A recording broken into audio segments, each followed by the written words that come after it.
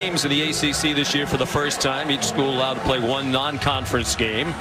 It's rare that these ACC teams begin with a league game, but they do tonight. Trevor Lawrence and the Clemson Tigers will get the ball first as Wake Forest won the toss and deferred.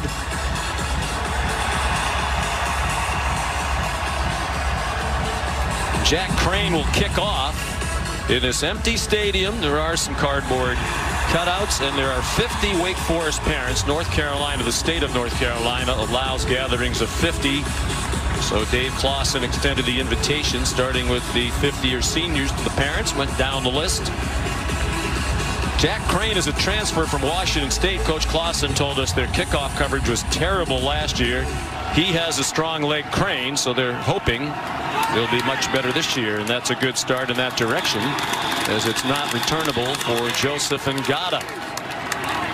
So here comes Trevor Lawrence, very likely to be the #1 pick in the next NFL draft, and ultra successful at Clemson. The only loss in his last game, the national championship game against LSU. But I think, Todd, we've seen in this offseason that he has emerged as a real leader among all players around college football, has really taken his place at the forefront of the racial and social justice issues. He has embraced that. He's been a great representative of college football. He's also very vocal in that the players wanted to play. Their first play from scrimmage is a handoff to Travis Etienne, and he slid ahead for about 4. Lawrence Jr. from Cartersville, Georgia, outside Atlanta. Great size and strength, 6'6", 220. His intended receiver, Amari Rogers, fell down. You know, Sean, we saw Trevor Lawrence in his first start, and he took over for Kelly Bryant, and he was very reluctant to kind of take over the leadership role of the team. He grew into it, and just watching him grow and mature as a leader, not just on his team, but across the country, has been pretty special to see. 3rd down and 6. He has plenty of time. It's a strong defensive line for Wake Forest, and they get to him all the way back near the 10-yard line. It's Boogie Basham. Dabo Sweeney said he's the best defensive end we're going to play all year, and he made his presence known already. Well, it was good coverage. It was only a 3-man rush, and Trevor Lawrence left the pocket, and Basham was able to size him up and get him to the ground, but there was excellent coverage downfield, and Trevor Lawrence had nowhere to go with the football. Interesting decision by Dave Clawson to defer. They believe the defense is their strength with 9 returning starters, and that decision paid off. Nice punt by the veteran Will Spires, 4-year starting punter, and Taylor Marin returns it across the 40, and it'll be excellent starting field position for Wake Forest, led by Sam Hartman, terrific high school quarterback both at Davidson Day in North Carolina and also in South Carolina. Won the job as a true freshman 2 years ago, but then broke his leg, backed up Jamie Newman last year, took advantage of that year to gain 40 pounds. He's gone from 175 as a freshman to 215 tonight, and he's back as the starter, handing it off for a minimal gain to Christian Beal-Smith, who was tackled by KJ Henry. Well, with these corners not in the game that Allison referenced, it's very important for Wake Forest to win some one-on-one battles down the field. And they were looking downfield, and Hartman ran out of time, and he got swung down by KJ Henry back in his hometown of Winston-Salem. He's a sophomore from this city, and he has a big sack, and Wake Forest is going to go fast. Here they are on 3rd down and 18. More time this time for Hartman. He has a receiver. He has a first down, but there is a flag back at the 41 on the other side of the 50. Donovan Green, who should be their leading wide receiver this year, made the catch and took it down to the 37. Defense number 11. That penalty is declined. The results of the play, first down. Riley Johnson, the referee. Those are the kind of plays they need Donovan Green to make. He was working on Andrew Booth, a new starter at corner. Again, this is a secondary Clemson that lost 3 out of their 4 starters, and the one returning starter, Darion Kendrick, not here tonight. So good start for Donovan Green. Play action pass. Hartman going deep. Single coverage. Lots of contact. And no flags. It was intended for Jaquari Roberson. Working on Landon Zanders, who they think is going to be a star in this secondary. A lot of contact. Looked like they could have thrown a flag there. Looked like there was some grabbing before the ball got there. We have our rules expert, longtime on the field official Bill Lamagnier with us tonight from his home in the Chicago suburbs. There's Christian Beal-Smith again, and we can see a monitor with Bill's handsome face, and he was gesturing, throw the flag. So he thought Clemson caught a break there. There's Bill. Should have been pass interference, Bill. Good evening, guys.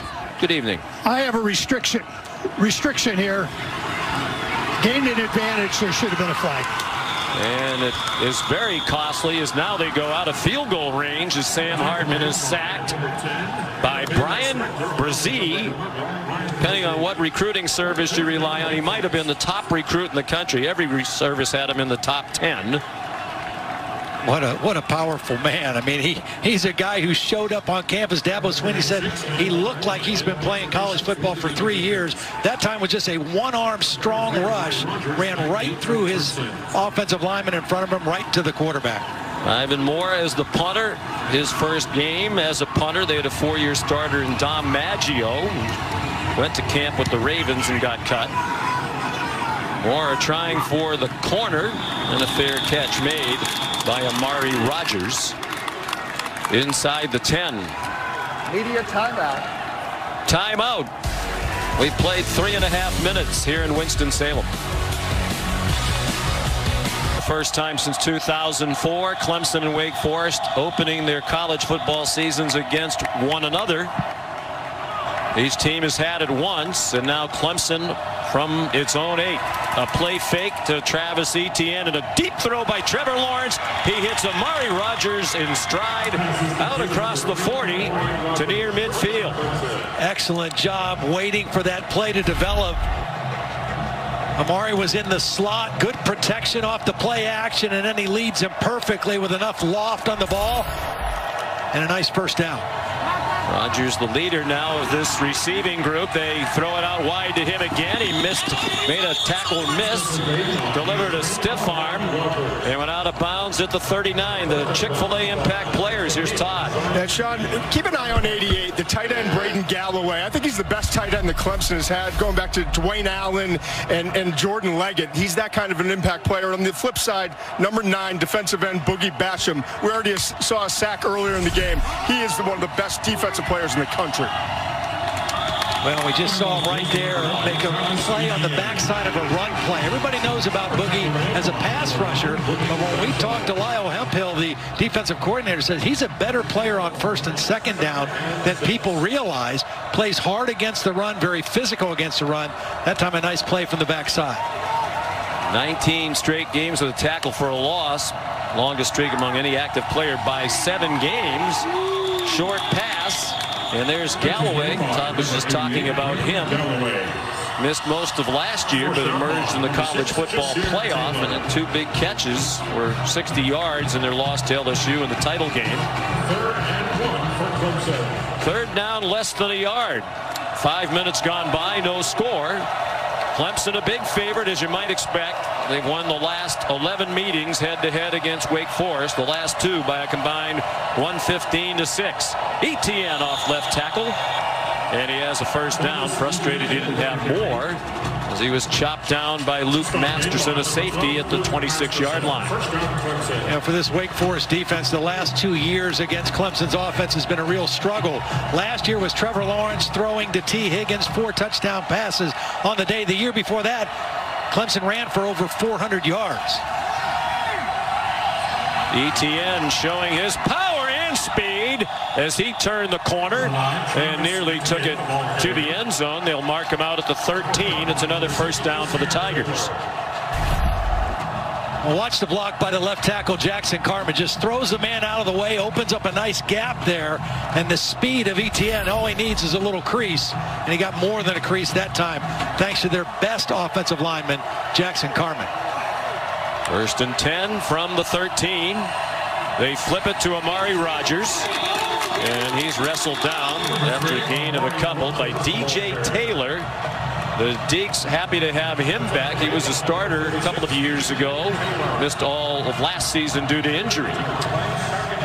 We haven't seen the running ability of Trevor Lawrence yet. That towards the end of the year, that's where he became even more effective. His willingness to use his legs here in the red zone, this part of the field, wouldn't be surprised to see him keep the football.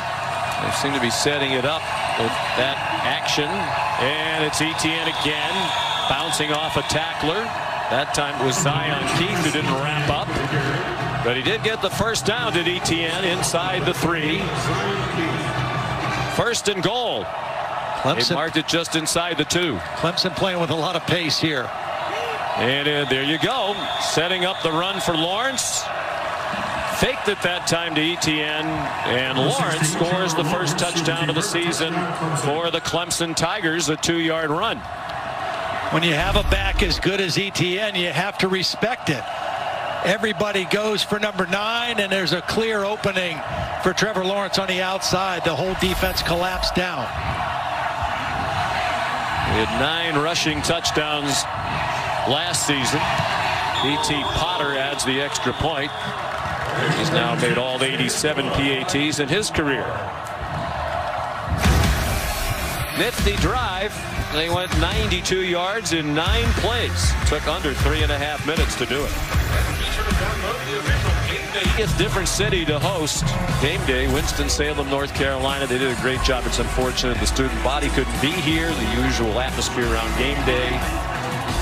But a nice atmosphere nonetheless. Great information dispensed.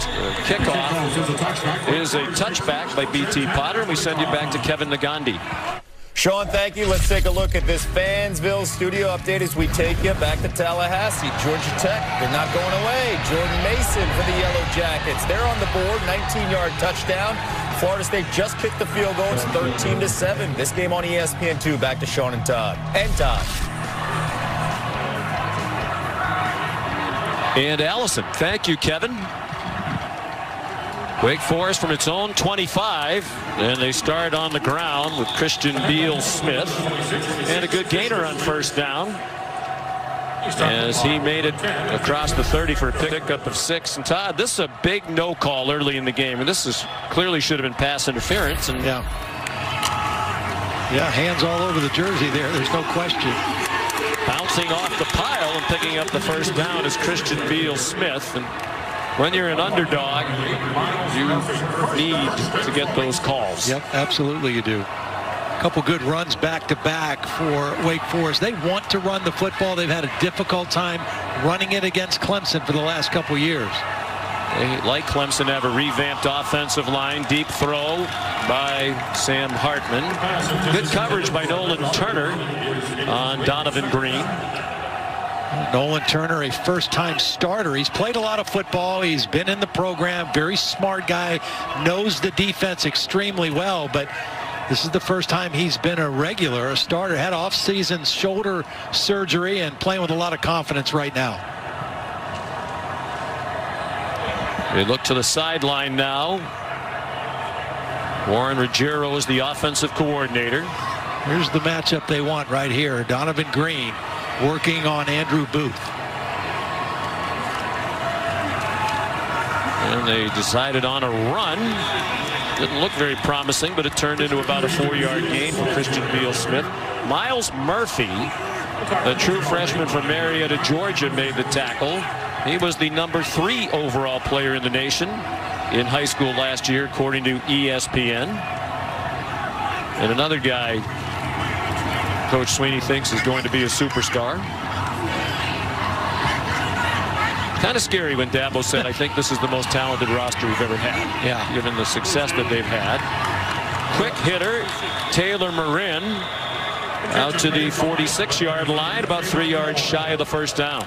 Part of the reason why Dabo thinks this is the most talented roster he's had is these freshmen. I mean, it's unbelievable to think that Brian Brzee, number 11, comes in, has a sack already early on. Miles Murphy's an impact player, number 98. These guys are true freshmen.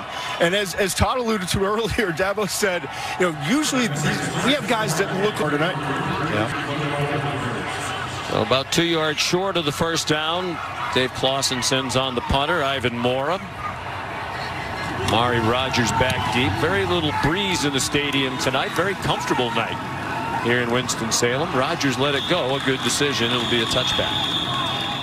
5:52 to go. First quarter. The opener for Clemson and Wake Forest, and the Tigers lead 7-0. Trophy candidates, and each off to a good start. Pick your poison. You know, I mean, you want to try to stop Etienne, well, then you got to deal with the passing of Trevor Lawrence. Lawrence faked Etienne, wide open down the middle of the field. Braden Galloway, and the tight end's out to the 45-yard line. A pickup of 20 on first down for Clemson. Well, watch the linebackers go with the fake. I mean, everybody up to the line of scrimmage. Galloway goes right into an open void. Easy throw. Clemson going just as quickly as Wake Forest does on offense. Cornell Powell made the catch, fifth-year senior. They think he'll be more involved in the passing game this year with the departure of T. Higgins to the NFL. The spinal injury to Justin Ross that has him out for the season. Real encouraging in that last scoring drive, Sean, is the way the chemistry between Lawrence and Amari Rogers looks. Here's Etienne, big hole, burst of speed, fights through tackles, and has a first down to the Wake 33. See, that's the difference between Travis Etienne now and Travis Etienne when he was younger in his career. He was not a real physical runner, so much added lower body strength. His ability to break tackles and get yards after contact now has made him truly special. It was a 16-yard run. Looking like he was going to pass. A delayed handoff to Etienne, and Royce Francis dumped him. Francis part of a deep defensive line. Dave Clawson says it's the deepest group that they've had in his 7 years as head coach. He used the word playable. He said we have 10 playable defensive linemen, including the redshirt sophomore Francis. That's excellent depth to have that many guys up front, and you need him at that position more than anywhere. I think they can win battles up front against this new Clemson offensive line. Off his back foot, man wide open, and Rogers dropped it. He was so concerned, I think, with making sure he stayed in bounds along the back line to the end zone that he didn't catch it, but there wasn't a Demon Deacon anywhere near him. No, there was a blown coverage. I mean, the safety, Masterson, left his deep area. Nobody there, and Rogers probably not aware how close he was to the line. You see his eyes. He tried to look down to see where his feet needed to be, and just enough to take his eyes off the football. Darian Rencher now in at running back. And a timeout called by Wake Forest. Very fortunate they're not down 14-0 after that busted coverage by Dave Clawson's defense. And that is their first charge to this half. I think one of the most underappreciated coaches in the country right there, Todd. Dave Clawson. Yeah. Not only has he won everywhere he's been, and he's won big at Fordham, at Richmond, at Bowling Green, now here at Wake Forest. We mentioned the historic success coming on the air, 4 straight bowl games. And usually when he's taken over programs, they've been quite a bit down. Terrific coach and a wonderful person, too. Yeah, you know, he's a guy who could do one of those, I don't know, Dove commercials, you know. I mean, he's comfortable in his own skin. Knows who he is, knows what his program's about, knows how he wants to build it, and he has a lot of confidence, and he's been successful in all of it.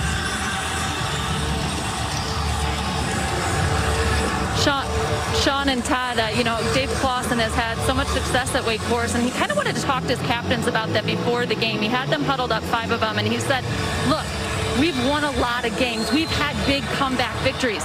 The one team we haven't shown that resilience against is Clemson, and that's got to change tonight. Our game should not change based on our opponent. That's the next breakthrough win for them. Never beaten a #1 ranked team. 0-8 all time against #1. All kinds of running room on the delay for Etienne. And he's inside the 5-yard line. It'll be 1st and goal. Clemson again, the power and the speed. 3rd and long. Lyle Hemphill told us we have to do a better job against the deceptive plays. The screen and draw game Clemson has is outstanding. Show the action one way, it shows pass. Etienne breaks it back out the other way. That's a draw play on 3rd and long. And now it's 1st down inside the 5. And again, Dave Clawson running on the field to call a timeout. His defense obviously on its heels. 30-second timeout. Wake Forest. Lyle Hemphill said the way they run screens and draws is a work of art. Yeah, they're excellent. And whether it's draws to Etienne or draws to the quarterback. But Travis Etienne, when he played as a freshman against Alabama, just didn't have the physical strength to run through tackles. Got in the weight room, real committed to improving himself. And now when you watch him run, he just looks like a completely different runner. And it's lower body strength and leg drive that has made the difference for him. He's still not a huge back, but he's a much more powerful back than he was earlier in his career. Yeah, Todd, he's so under control, too. I love watching him. And now, with the experience that he has, he waits for his blocks. He's patient. And then when he has to turn in that next gear, he's able to do it. And as you mentioned, the contact balance is what I call it. Being able to, on contact, create extra yards. He does it as well as anyone in the country now, and that was not the case a couple of years ago. Yeah. Averaging just under 10 yards per carry for his career. Entering tonight, 7.8 yards per carry. Trying to get 4 and a touchdown. He got driven back by Luke Masterson. Solid safety in his 5th year out of Naples, Florida. 2nd and goal. 3 minutes and 10 seconds to go in the quarter. Etienne up and over, tried to extend the ball, didn't quite get it there. Ryan Smenda, the inside linebacker, made the tackle. You know, you give him some grace because he's a great player. That's a dangerous play, though. I mean, he's pretty far away from the goal line, reaching that ball out with one hand. All it has to do is break the plane, but that still is a pretty risky play by Travis Etienne. Good look from the progressive pylon can. Lawrence with Etienne on his left hip. He keeps it. Same play. Different direction. Touchdown. Trevor Lawrence, his 2nd rushing touchdown of the night.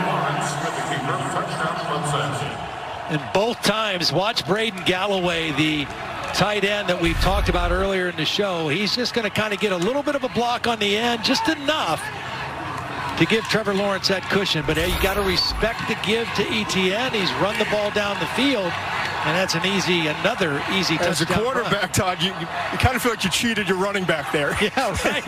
Right. B.T. Potter adds the extra point. The extra point or 2 is good by B.T. Potter. 2.5 minutes to go in the opening quarter. Clemson up 14-0. Kick off your Week 1 NFL Sunday at 10 a.m. Eastern Time tomorrow with the Countdown Crew on ESPN and the ESPN app. Joe Montana, Brett Favre, and Peyton Manning reflect on changing teams late in their careers, with Tom Brady about to do the same thing in Tampa. And then tomorrow at 4 Eastern Time, 1 Pacific on ESPN, the U.S. Open Men's Championship, the final match. Alexander Zverev and Dominic Thiem, each looking for his first Grand Slam title. Coverage begins with a preview show presented by Mercedes-Benz at 3:30 Eastern. Thiem would be the first Austrian to win a major tennis title. First time since 2014. The championship match will not include a player named Djokovic, Nadal, or Federer. There's B.T. Potter to kick off. And Jonathan Green has no chance as that sails over his head. So more of the same. Todd Blackledge from Clemson, 5 straight appearances in the college football playoff, 5 straight outright ACC titles, and looking very much like they deserve the preseason #1 ranking here. Yeah, and the thing that you see, it's obvious in the first quarter of this game, you talk about recruiting and how well Dabo and his staff have recruited the last several years. It shows up here. You got one returning starter on your offensive line. You only have a couple starters returning on defense, and a couple of those guys aren't here. You just plug new guys in. The talent that they've recruited is evident in a game like this.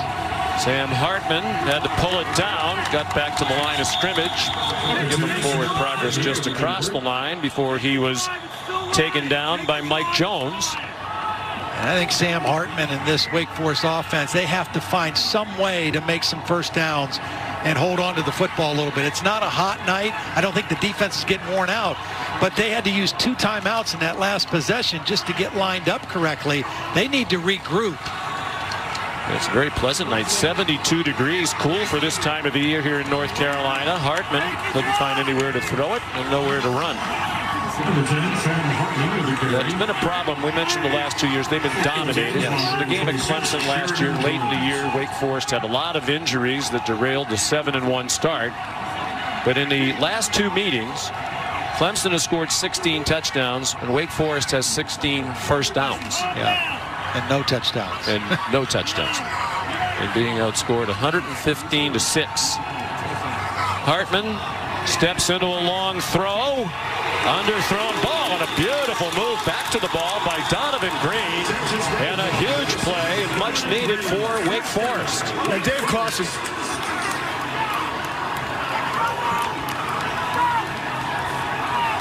It's a 39-yard gain. That's a 50-50 ball that Donovan Green just went up and came down with. One of the most highly recruited players they've had here under Dave Clawson. Running out of bounds, Christian Beal-Smith taken there by Joseph Charleston. Todd McShay. Yeah, Wake Forest lost 5 of their 6 top pass catchers from a year ago, so they're really relying on Green. He only had 13 catches last year, played in 4 games. He was able to redshirt, but he's the highest recruited player that they've had in Dave Clawson's tenure. They throw it out wide. The ball's free. Was it a catch and a fumble or an incomplete pass? It looks like they're calling it a catch and a recovery by Clemson. A.T. Perry, the receiver. Regan Upshaw knocked it out. I didn't think he had the ball long enough. Let's take a look at the replay here. Looking on the field is a catch. Fumble covered by Clemson. First down. I think they'll take a look at that. Great hustle play by Upshaw, though, coming from his defensive end position, listed as number 3 on the depth chart at defensive end. The previous play is under further review. And as they take a look at it, let's bring in Bill Lamagnier from his very good-looking room there, Bill. It looks like a home office, a lot of your memorabilia. What do you think about this play, Bill? Yeah, it is. He didn't have it long enough. He started to control it, never made a football move, lost the ball, incomplete pass. And it is a nice room. I know you're on a little bit of a delay, Bill. One of the things we have to work with in this COVID era. He's a very accomplished man. He should have a lot of trophies and flags. I wonder if he's wearing a full suit or like shorts underneath that. I just hope he knows that even though he's home, a cocktail hour waits till the end of the game. That's right. I wonder if he's framed some whistles now that they have to use electric whistles. You know, that might be a thing of the past. The old whistle on a lanyard. Trying not to blow the old traditional whistle. There's not to spray. It's an incomplete pass. The ball will be brought back to the previous spot. 3rd down at the 32-yard line, and the clock will start on the snap. Well, I think they got the call right, as Bill did as well. I mean, and that's a good break for Wake Forest. Still an excellent hustle play by some backups on this Clemson defense. But now a manageable situation for Sam Hartman on 3rd down. They've got to keep this ball and keep possession here. They've got a great field goal kicker, but they're not quite in his range yet, I don't believe. Nick Skiba's long last year was 45. He is an All-American field goal kicker. 3rd down and 7. Now the umpire stopping the play and moving it to the right hash mark. Michael Wooten is the umpire. Looks like Sheridan Jones is matched up this time on Donovan Green instead of Andrew Booth down at the bottom of the screen.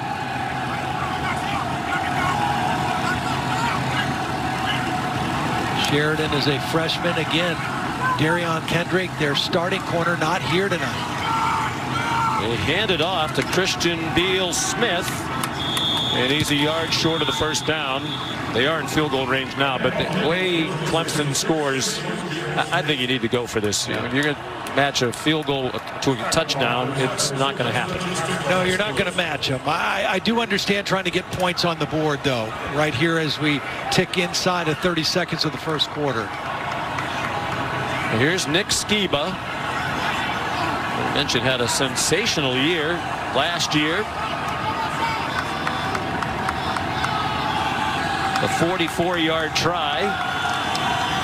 Wind really not a factor. Line drive kick. And it is no good. So Skiba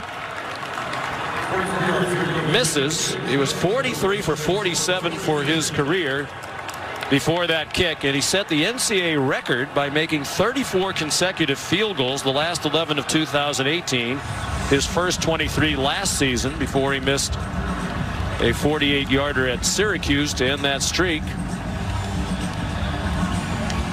Now that did not look like a typical Skiba kick either. No. Right from the foot, it did not look good. So a missed opportunity, and Clemson with good field position now. I'm just surprised at 4th and 1 against Clemson, why you don't go for it. I agree with you. You know, field goals aren't going to do you any good.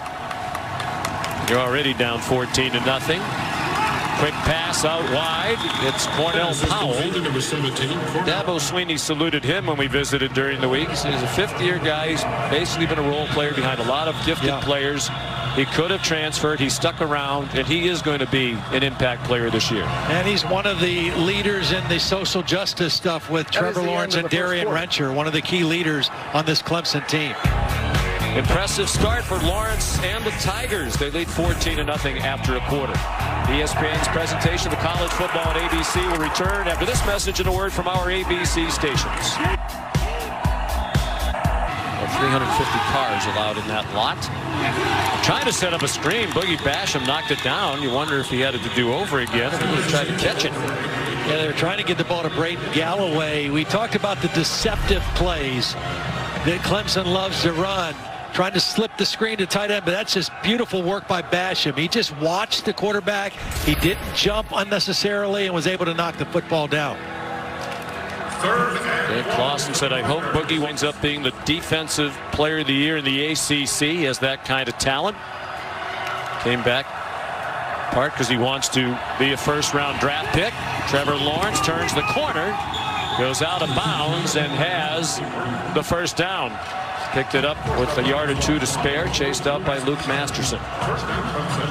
You know, he is so much more athletic than people give him credit for. I mean, you know, he's got the arm talent, the NFL arm, but he's a very good runner and a fast runner. He just doesn't look like he's running fast, but we saw it in the Ohio State game. Excellent runner when he needs to be called upon. He really got them in the game, took the lead on his running skills. Rencher chopped down by Zion Keith. Here's Kevin Nagandi. Updating you guys from Tallahassee, Georgia Tech, and its freshman quarterback Jeff Sims, the Malachi Carter. The Yellow Jackets, they tied up. The extra point was blocked. It's been a kicking nightmare in Tallahassee. 13 all on ESPN2. Wow. That would be a tough way for Mike Norvell to debut if they don't win that one. Darian Rencher, the ball carrier. A senior who really has become a team leader out of Anderson, South Carolina. He and Trevor Lawrence, best of friends, and together really at the forefront of so much that they had to deal with in the offseason. The COVID stuff, the racial and social injustice issues. They were behind the drive, we want to play. Trevor Lawrence even spoke with the President of the United States to make that point clear.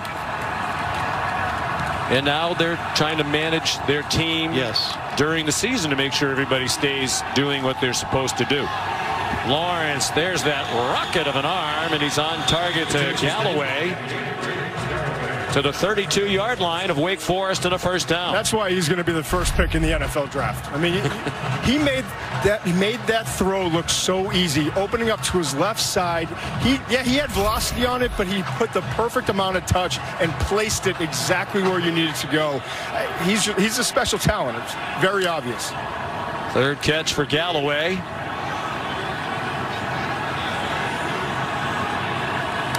"19 yards on the play."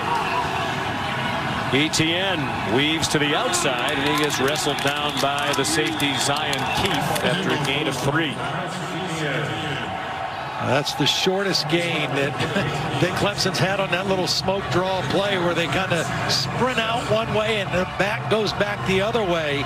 They've had great success on that here in the first half. They hurt Wake Forest badly in the second quarter on a couple draw plays last year. It's just part of that package that makes Clemson so difficult to defend. Already 85 yards rushing for Etienne. They bring late pressure from Masterson. He didn't get there, and the throw's on target to Amari Rogers. There is a flag down.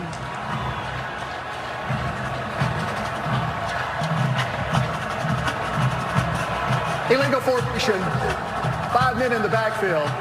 5-yard penalty. Second down.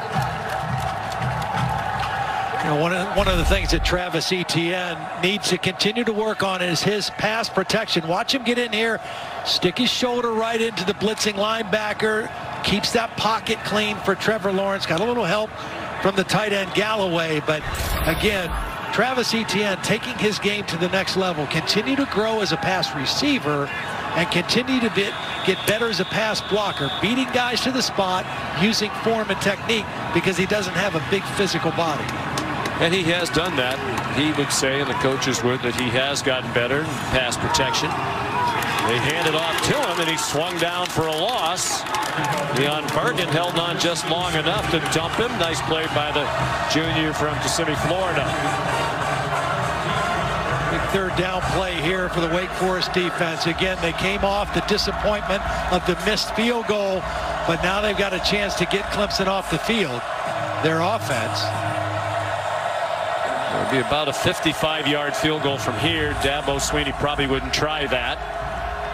Third down, 16. This is where you have to be alert also for that screen, the little slip screen to Travis Etienne. Lawrence against the 3-man rush. Nice catch, but short of the first down is Joseph Ngata, the sophomore from Folsom, California. Nasir Greer made the tackle, and the field goal team will come on. Yeah, didn't get the first down, but that was another one of those NFL throws to the right sideline on a rope that gives yourself a chance to kick a field goal. Smart throw by Trevor Lawrence. B.T. Potter didn't have a great year kicking field goals last year. 62% is a low number. He's an excellent kickoff man. And that one is a beauty. A draw right down the middle from 42 yards. And the Tigers now lead 17-0. A little bit more than 4 minutes into the second quarter. Dabo happy to see a good start to the year for his kicker. You're watching. Clemson leads 17-0. Donovan Green hoping for a chance to return the kickoff from B.T. Potter. 74% of his kickoffs last year were touchbacks, and this one will be as well. Certainly, Todd, it hurt Dave Clawson at Wake Forest that they lost Sage Surratt during camp. He decided to opt out of this season due to COVID concerns. One of the best receivers in the country, 5th in the country in yards per game last year, first team all conference, and a difference maker that they don't have. Well, and they kind of thought he might have left after last year, and then he got hurt late in the season and decided not to do that, decided to come back and improve his status, and then decided in camp to leave. And Dave said, you know, that one kind of caught us by surprise. We don't hold anything against him. We totally respect his decision. He did think Boogie Basham was going to leave, and Boogie came back. Pressure on Hartman, but there's Donovan Green. He couldn't make the catch. He did well to get free from the coverage. Tyler Davis put the pressure on. And Surratt was expected to come back and be that vertical threat as he was a year ago. He runs the 9 route so well, but I wanted to see him come back and develop as a receiver. Clausen said that a lot of guys in the NFL had mid-round grades on him. There were 13 receivers that were drafted in the first 2 rounds in 2020. That was a record, but I think he's probably more like a second, third round pick. Hartman in trouble and taken down again by Miles Murphy, impressing as Dabo Swinney said he would in his debut. Surratt hurt his shoulder at the end of last year, couldn't have a pro day and go to a combine, so he decided to come back. And Dave Clausen said, I think other good players around the country have used COVID as an excuse to opt out. He said, I think it really was his concern about COVID. He said he's a terrific young man, excellent student, was all academic, all ACC last year. Hartman throws, strong throw there, but just short of the first down is Taylor Marin at the 34-yard line.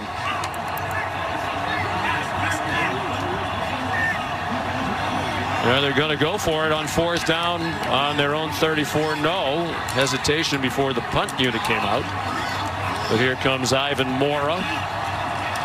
I got to put that a little bit on Morin, the wide receiver. He's got to get beyond that marker on that route. That was a good route, a good throw, but you just can't come up a yard short on a big 3rd down play like that. Would you fake it? They do not, and it's not a very good kick. Straight up in the air, lands short of the 40. Was touched by Masterson about the 41-yard line. A good field position for Clemson again, already leading 17-0. Tomorrow, game 6 of the Western Conference semifinals in the NBA. The Clippers and the Nuggets. LA up 3 games to 2. That's at 1 Eastern time. 10 a.m. Pacific on ESPN, Deportes and the app. Clippers have never been to the conference finals in their 50-year history, back to when they were the Buffalo Braves. Then Sunday Night Baseball, also Los Angeles. The Dodgers, best record in Major League Baseball. And the Astros, they're playing tonight. They had an ugly history earlier this year. That's tomorrow night at 8 Eastern time. Joe Kelly, Alex Bregman at the center of some unpleasantries. Lawrence avoided the rush, threw on the move. Galloway caught it, but he was out of bounds.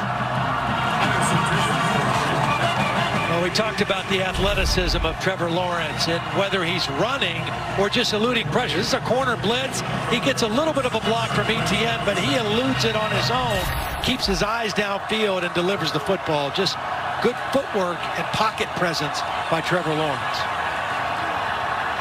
He's 9 out of 13 now. He's completed balls to 4 different receivers. 2nd and 10. Takes the immediate swing to Travis Etienne across midfield before he got popped down. They'll mark it at the 46. Isaiah Cheney, a backup defensive end, made the stop. Travis's first 2 years, he had a combined 17 catches. And then last year, he had 37. He's just become more a confident receiver and more utilized in their pass game. When you get him in space with that speed and now that lower body strength, he can turn short catches into long gains. 432 receiving yards last year. Almost ran into Lawrence. Bounced off the would-be tackle of Williams and turned it into a solid gain to the 40. Pickup of 6. Zion Keith made the tackle. Seeing one of these touted freshman backs in the game now. DeMarcus Bowman, number 1, lined up next to Trevor Lawrence. Unanimous 5-star recruit. His first tackle as a Tiger, and he tackled himself. Tripped as he tried to get away from Isaiah Cheney.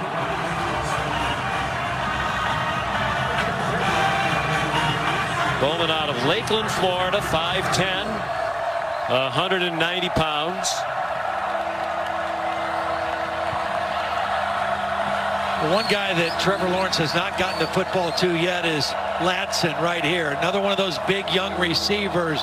They will try to get him involved if the opportunity presents itself. Midway through the second quarter, 3rd down and 6. Lawrence steps into the throw, and it's through the hands of Latson. You called it, Todd. But Latson, out of Miami, Florida, unable to catch it. I think that was just one that Trevor missed the mark, because that ball's got to be thrown more outside.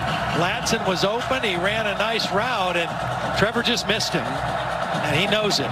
There goes the Heisman. There's Bill Spires' son, Will Spires. Bill Spires, former Clemson punter, Major League Baseball player. His son's had a very solid 4-year career as the starting punter. Dabo told us he had a great summer camp. Wake Forest came after him. And that'll be a touchback.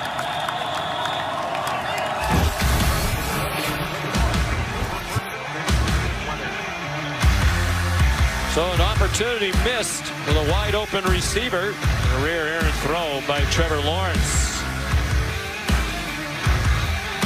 Short distance from Truist Field, where Clemson leads 17-0. Very little has gone well for Wake Forest on offense. And that first play of this drive doesn't start well, as Kenneth Walker's dropped by K.J. Henry and Balin Spector. Well, really good play by Jake Venables in there. He was a blitzing linebacker, a run blitz. They bring a blitz again, dialed up by Jake's dad, Brent Venables, defensive coordinator, now in his 9th year in Clemson. Donovan Green, the catch. He fought for the first down marker, didn't quite get there. Brent has just been so good, such a perfect fit with Dabo here in Clemson. He loves it. Got 2 sons on the team as a freshman, also on the team now. The defensive back, Tyler. Sam Hartman keeps, and it's first down. Just tuning in, Allison Williams reported. James Skalski, ordinarily their Mike linebacker, had to sit out the first half because of a targeting penalty in the second half of the national championship game. Here's pressure again. Looked like there might have been some offensive holding. No flags down back behind the line of scrimmage. And a good effort on the catch by Donovan Green, but he couldn't get it with Sheridan Jones in coverage. When we talked to Dave Claus, and he talked about Brent Venables, he says he just doesn't concede any play. They want to stop every play. This is a broken play, which you would think would be easier to stop. Dumped it off to Ja'Cory Roberson. And a small loss on the play. They also told us something interesting, Clausen and Warren Ruggiero. Jake Venables injured on the play. They said Clemson does the best job of any team they play at stealing your signals, at knowing what your signals are. It's another reason why they try to go fast. Yep. They spend a lot of time trying to get your signals. You're watching Saturday Night Football presented by Capital One, part of Marathon Conference Kickoff. I think that hair has become part of his signature. No doubt. I don't think that's going away anytime soon. 5-man rush, well blocked for Sam Hartman. Has a man open, and it's dropped. A.T. Perry behind the defense. From our vantage point, it looked like it hit him right in stride. They've had a chance for a couple big plays tonight, and they haven't been able to make them. Yeah, that's a perfect throw. I mean, that's just got to be a ball caught, particularly in a game like this.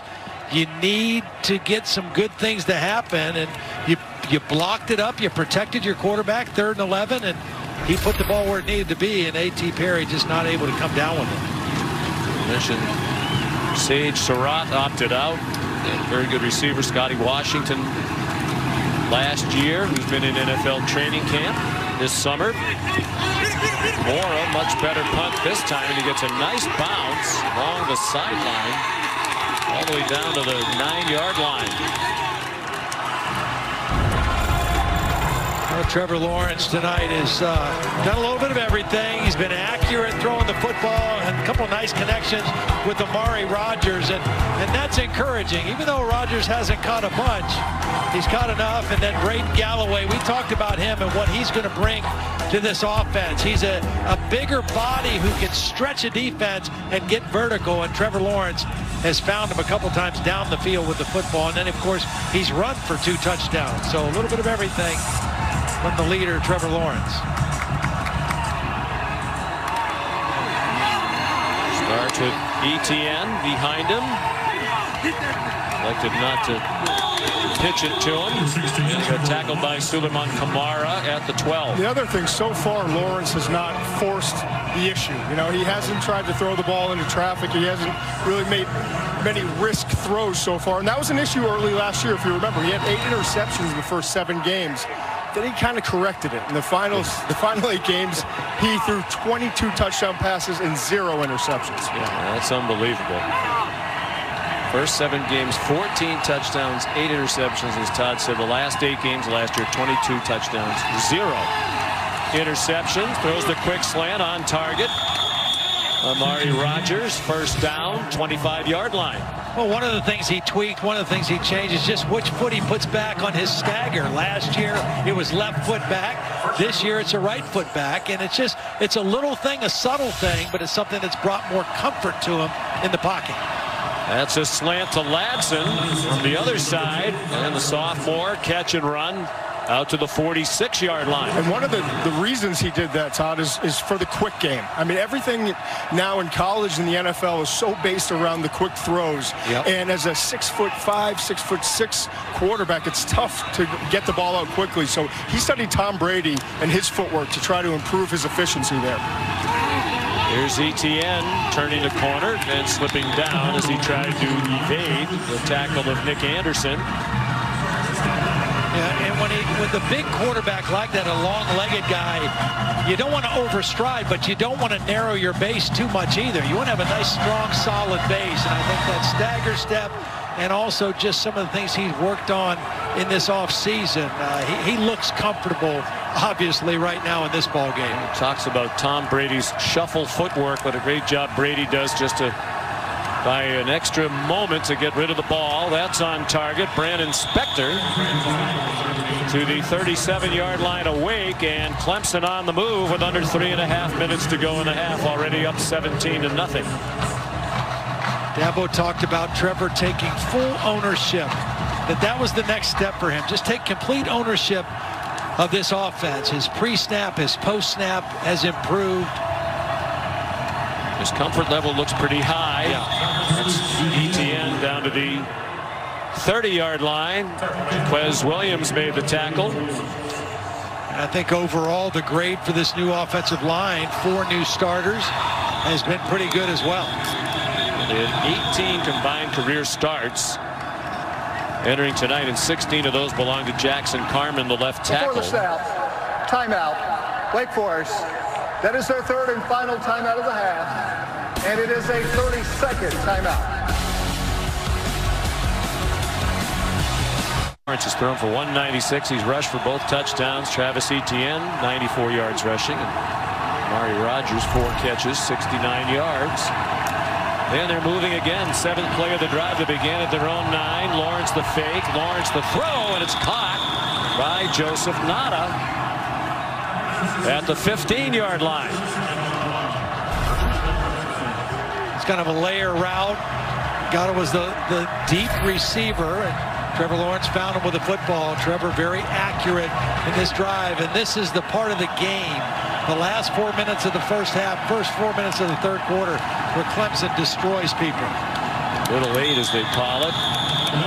This game last year at Clemson was 17-3. And Wake Forest was hanging around. Their offense wasn't doing anything, but their defense was hanging around until this point in the game. And a couple quick touchdown passes from Trevor Lawrence to T. Higgins. And the next thing you knew, it was game over. Kobe Pace, another freshman's come in at running back. He gets his first action and gets dumped by Quez Williams. No gain on the play.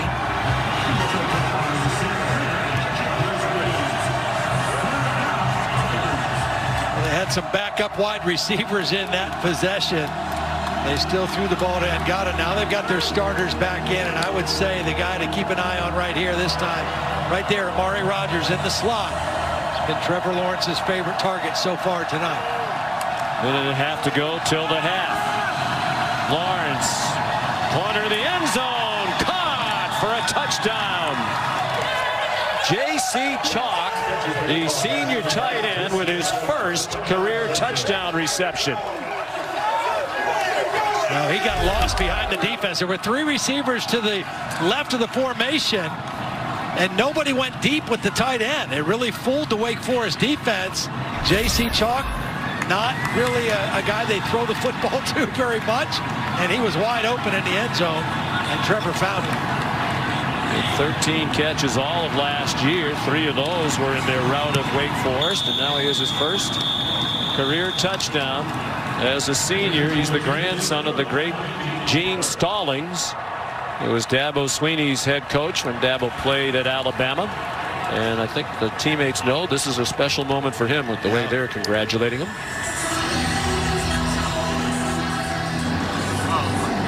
Football season is back, and the All-State bus is along for the ride. Todd, what's your All-State protection spotlight tonight? Well, again, this offensive line has done a nice job protecting their quarterback, Trevor Lawrence. There was the sack in the very first possession, but after that, they've really settled down. And if you give that big guy a lot of time and a clean pocket, he's going to find open receivers. So that spotlight belongs to the offensive line. 4 new starters, and Trevor Lawrence has had a wonderful first half thanks to that protection. He's in good hands.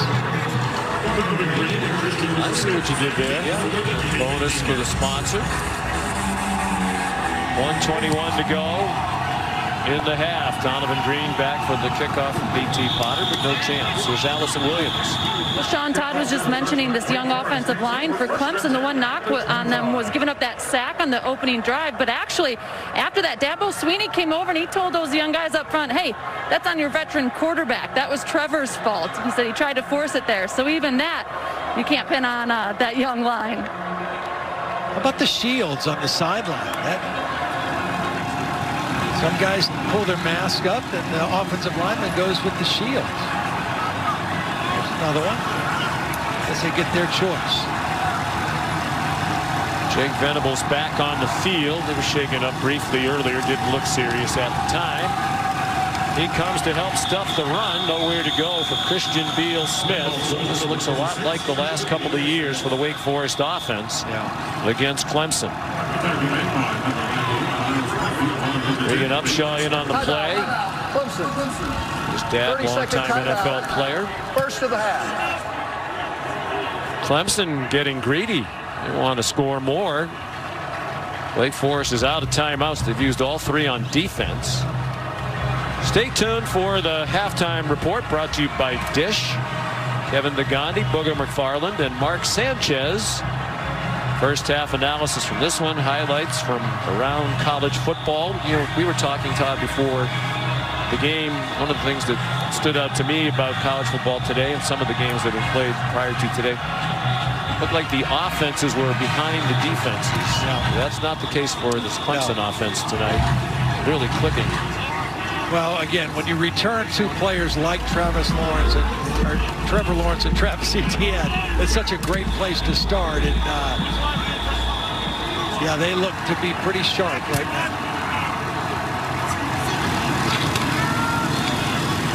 Harmon under pressure, throws on the run, too high for his intended receiver, A.T. Perry. Not a lot of help for Hartman tonight. Had a couple of chances for big plays in the passing game. Balls that have been dropped. He was pressured that time by Jake Venables. They had a little handshake at the end of the play. They were actually roommates in the North Carolina-South Carolina Shrine Bowl game. Good friends. Hartman swings it out wide. Taylor Marin to the 30-yard line. Still about 5 yards short of the first down. With Clemson use another timeout. Timeout. Clemson. 30-second timeout, and it is their second of this half. Well, Dabo Sweeney talked about everything that he and all the other coaches around the country have had to deal with, starting back in March when COVID basically brought the world to a screeching halt. He said I'm a guy who plans everything 13 months ahead. I know what I'm going to do every day, what my staff's going to do, the player's going to do for 13 months.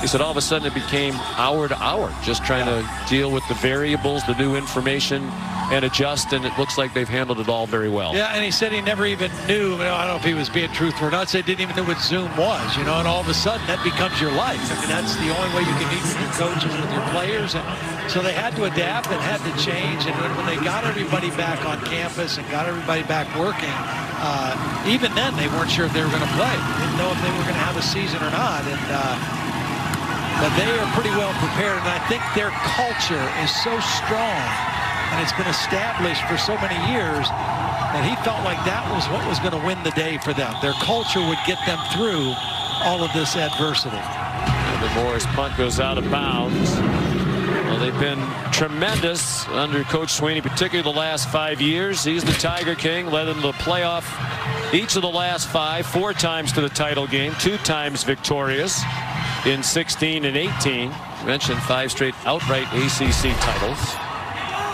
Won 22 conference games in a row. And as you mentioned, and now he's a positive guy, and he gushes all the time when you talk to him. But he made a couple statements, and you referenced one. First of all, he said it might be the best freshman class they've ever signed. And we've seen some of those guys, right? He said, usually I wait to say that, but I'm not waiting. That's right. This is the best freshman class, and this may be, it's probably the most talented roster. We'll wait and see if it's the best team that I've ever had. Lawrence gets swung down. And Allison Williams is going to address Dabo at the half. I guess the question I would have is 24-0 ahead enough? I don't does Lawrence come back and play more in the second half? No, I don't think so, because I think a really important time to come back and play is right out of the locker room to start the third quarter. I think it's important to get that game experience after you've rested and sat down. There's a little slip screen, second down and long. Again, the deceptive plays, just get the ball to Travis Etienne in space, and all of a sudden now you're out past midfield. Look how quickly they got over the ball after a 26-yard gain. They are so alert to the situations. Those linemen sprinted to the line of scrimmage. They still have 1 timeout.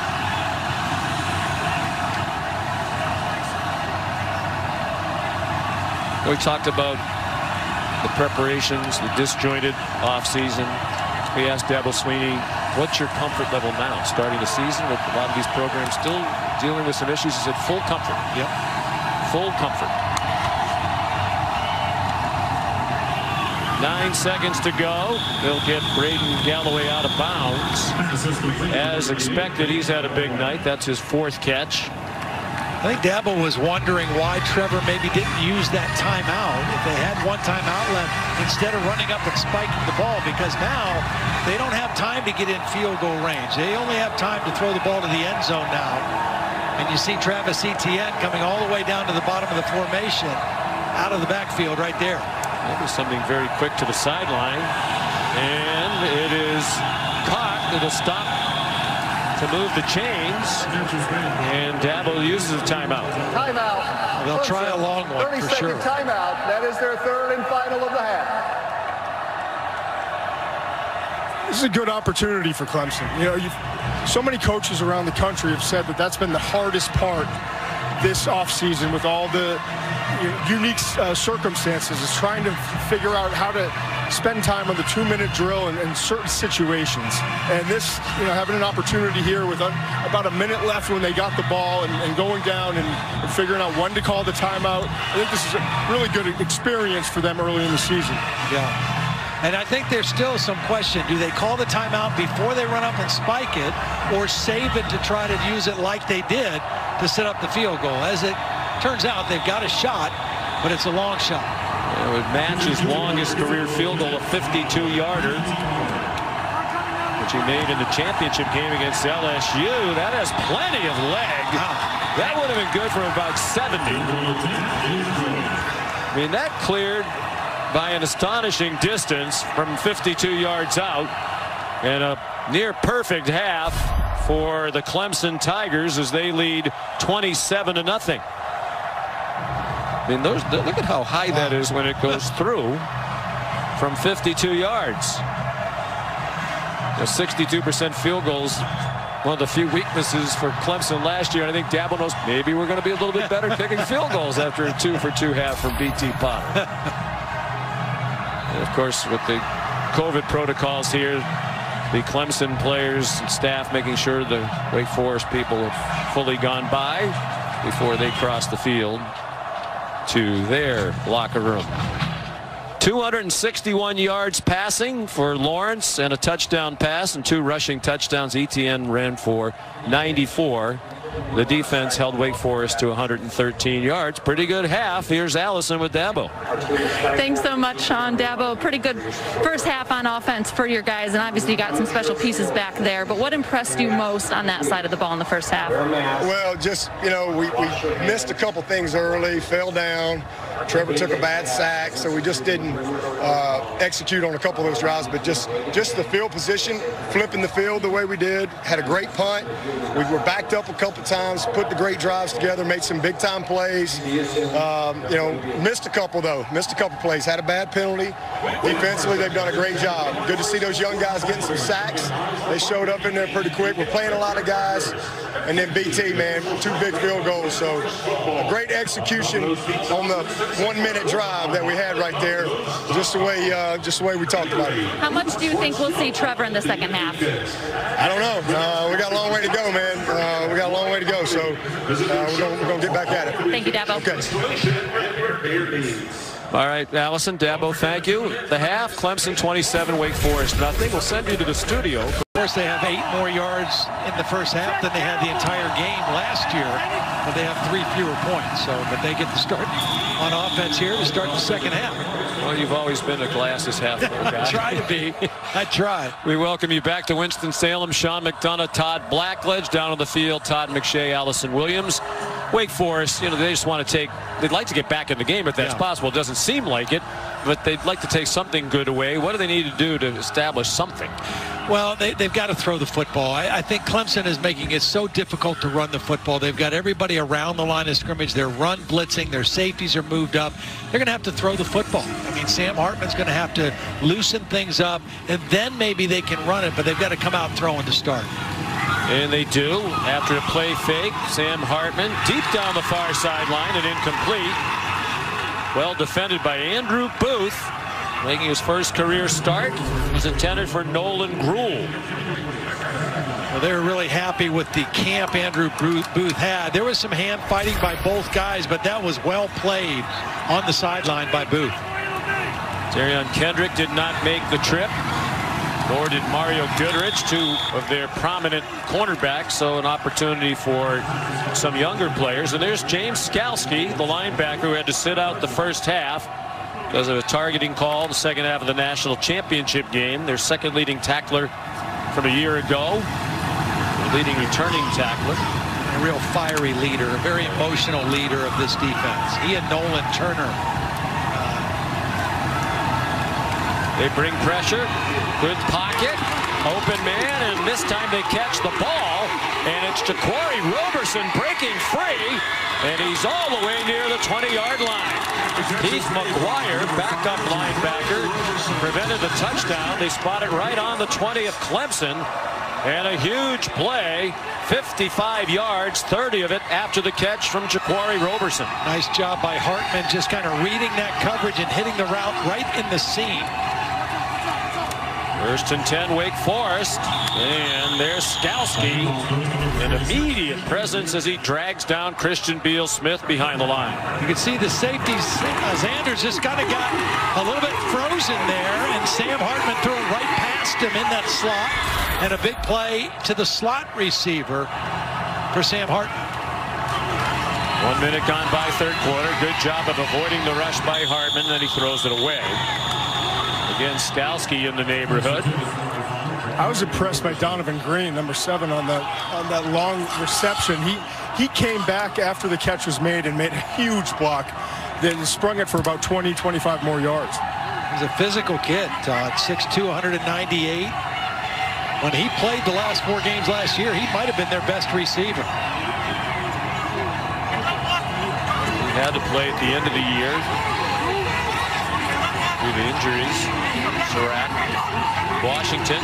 They also were able to get him that redshirt year, and then you could play before games. A lot of coaches are doing that now, waiting to the end of the year and letting players play in 4, and they can still have a red shirt. Nice play by Sheridan Jones to drop that play for a loss of a yard. Injury timeout.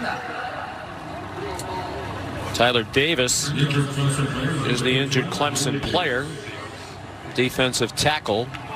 Started 13 games last year for momentum, but it was stopped.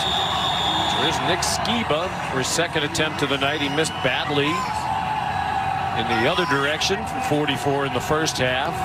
This is from 39, the right hash mark. Zach Murphy is the holder. And that's more like it. One of the best kickers in the country.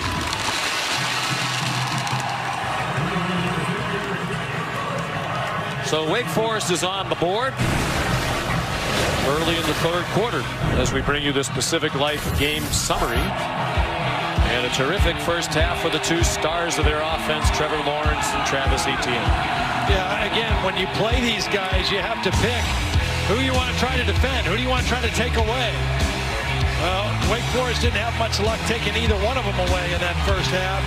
Etienne running wild in the secondary, having the same kind of game he typically has, where he averages near or over 10 yards a carry. And Trevor Lawrence very accurate throwing the football behind really good protection by this revamped offensive line.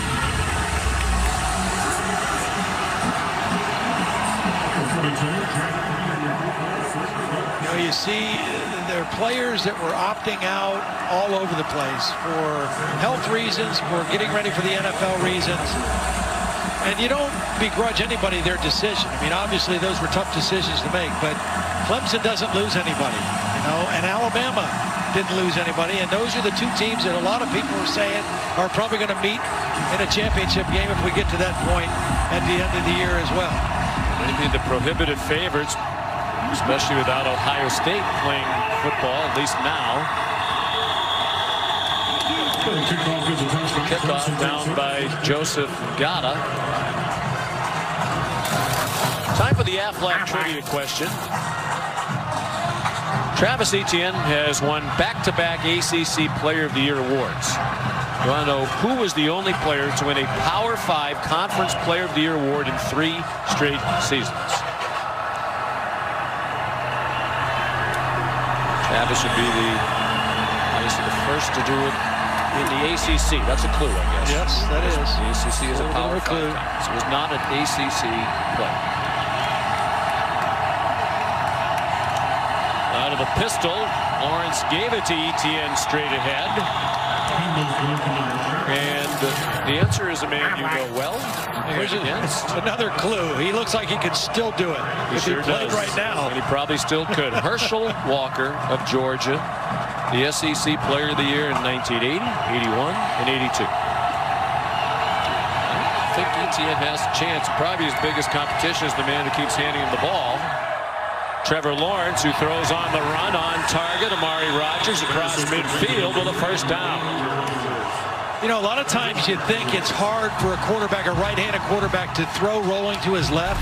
But actually, you get your shoulders around more naturally when you roll to the opposite way. That's a beautifully thrown ball, very accurate on the move, rolling to his left. Blitz. Lawrence got it off, got it to Ngata, does a little dance to try to shake Luke Masterson, and he's down at the 29-yard line. Todd, Trevor does it as well as any long-legged quarterback that I've ever seen, though. The ability to roll left and flip his hips back. I actually watched the game that you guys did against Texas A&M last year. That deep throw, the touchdown that he made when he was rolling, sprinting really to his left, flipped his hips and threw the ball accurately down the field for the touchdown. He's special when it comes to rolling to his left side. Yeah, I agree. He's up to 301 after the 19-yarder to Ngata. Looks around, finds a man. It's Travis Etienne. Well, Todd McShay, we actually have the play, and thank you for watching. We appreciate it. Against Texas A&M. I think that was the opener last year, was it not? I remember it was very hot. It was early. It was early. It might not have been the opener. They played Georgia Tech in the opener last year. You're right. I mean, first of all, he eluded the pressure, then has the presence to get out, keep his eyes downfield, and make that accurate throw on the move. A little trickery, a little bobble by Brandon Spector as he took the pitch, but he still caught it and he almost scored. Had one tackle to break and he didn't, but still a nice play, and it's 1st and goal for Clemson. It goes as a rush of 18 yards for Brandon Spector. It looks familiar, wearing that number 13, being the slot receiver for Clemson. Hunter Renfro, of course, wore that number. Adam Humphries. Yeah. Tyler Grisham before those two, who's now the new wide receiver coach. That's right. At Clemson, had been on the staff, but promoted to wide receiver coach. There is Etienne lunging and in for a touchdown. So Travis Etienne with his 57th career rushing touchdown, his 63rd total touchdown. Both are most among all active players in college football, and the progressive pylon camera confirms it's a touchdown. Well, again, you see him run through the tackle of Luke Masterson, who's a 220-pound safety. Just powered his way to get the ball into the end zone. Extra point is good by B.T. Potter, and Clemson now leads 34-3. Travis Etienne over 100 yards for the 18th time in his career, up to 102. This week, college football is coming together to recognize the impactful work of great teachers all over the country, the way they've been performing their essential duties, particularly during this extraordinarily difficult backdrop of the COVID-19 pandemic. And on behalf of the College Football Playoff and ESPN, we want to honor teachers who've been doing their part to keep kids learning. We have $1,000 worth of Donors Choose gift cards that teachers can use towards school resources to help their students. And tonight we're going to send that donation along to a great place, Cathedral High School in Boston. There's Jim Quinn, longtime math teacher and a mentor to other teachers at the school in the city of Boston. 17 straight years. 100% of the students at Cathedral have graduated and gone on to college. Student body 88% black and Latino. 45% of the households, it's a touchback on Potter's kickoff, have English as a second language. Every student there qualifies for free lunch and tuition assistance. Basically, they get out of the public schools, they come into this wonderful place, and a lot of them are the first person in their family to graduate from high school and go on to college. So Todd McShay was right down the street from Cathedral, and we're all very proud to support a special place. Absolutely. I think it's a great choice and a great place to send that to. And that money will be put to good use. On first down, Sam Hartman to Taylor Marin, and he gets 9, Todd McShay. Yeah, I live 3 blocks away from Cathedral, and I see these young people every single day, and the way they carry themselves is really impressive. My son goes to basketball camp there. I go and throw passes to some of the receivers, you know, when they work across the street at Peters Park, and they're nothing but respectful and appreciative of what they have, and I'm really glad that we get to help them out, because it really is a special place, and what they've done is remarkable. Kenneth Walker, the ball carrier.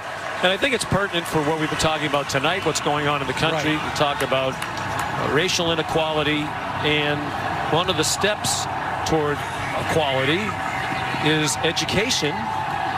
And they're providing a world-class education at this high school. Not only are they all going to college, but a lot of them are going to top 100, top 50 universities in America. And they're all getting assistance, too. It's amazing. Yeah. It is a special, special place, and God bless Mr. Quinn, Dan Carmody, the headmaster, Paul Chisholm, and the head of the Board of Trustees. Here's Walker trying to turn the corner. Basically, almost all of the money that goes to pay for those kids to go to school there is raised by donors, fundraisers, to provide them an opportunity that they otherwise wouldn't. It's changing lives, and Sending a lot of wonderful young people out into the world with a great education. Three-man rush. Hartman throws to the far sideline. Taylor Marin has been a big factor tonight. He got banged out of bounds by Fred Davis. Marin, another guy who will have an opportunity this year. He played in only one game last year. In fact, played 4 snaps at Clemson, and that was it.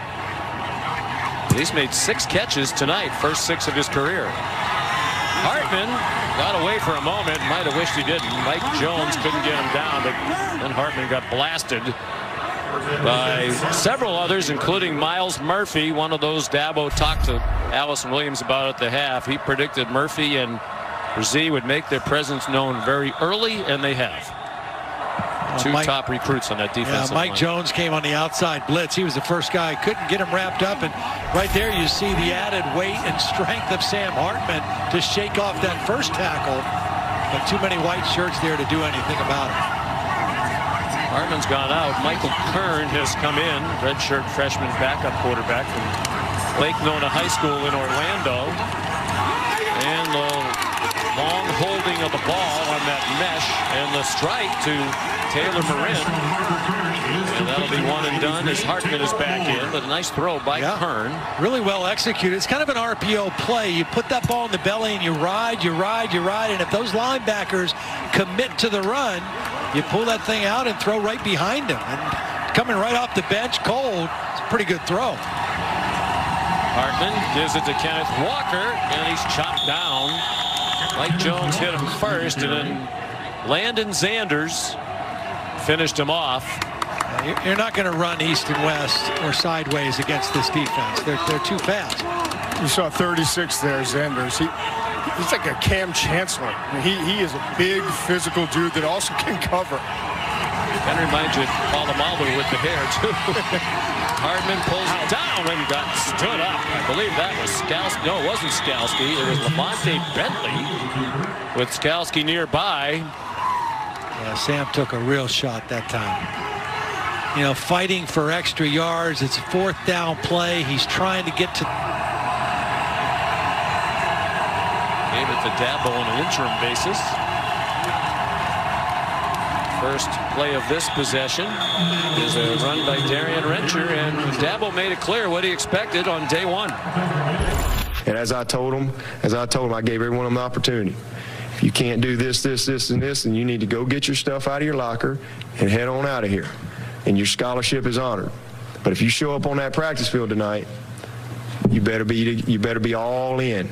And I need these players to be all in. And we'll see what happens.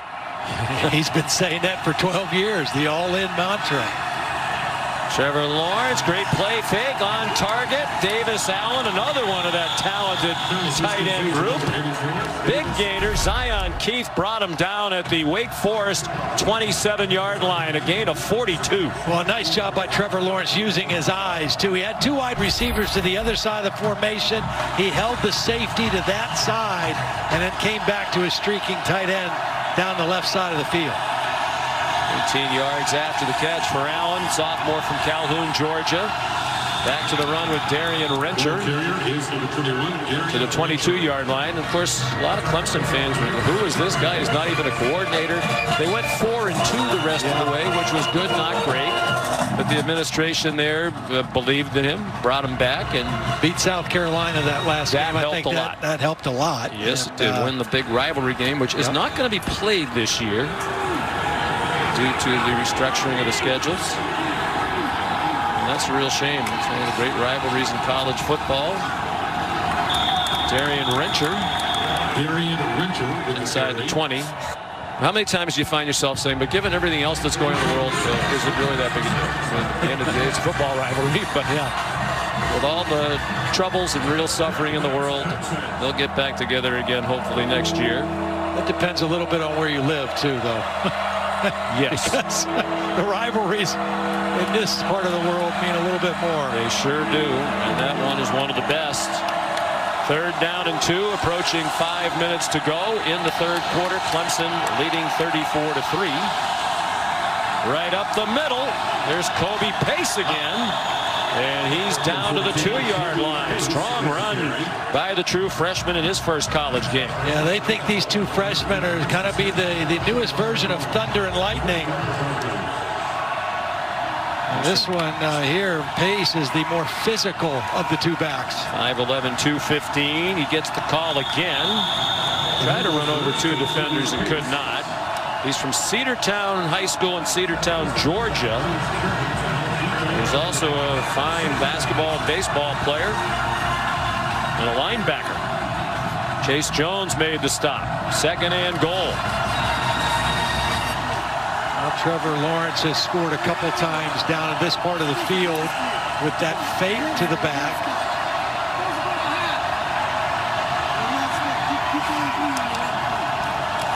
We had trouble with the snap. Might have been distracted by the motion and waving the motion man across. And A.J. Williams was there as Lawrence got the ball back to drop him back at the 12-yard line.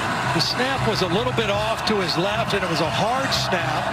But I think he just got distracted, took his eyes off the football, and it just kind of disrupted the whole play. Fortunate to just fall on the football. So 3rd down and goal.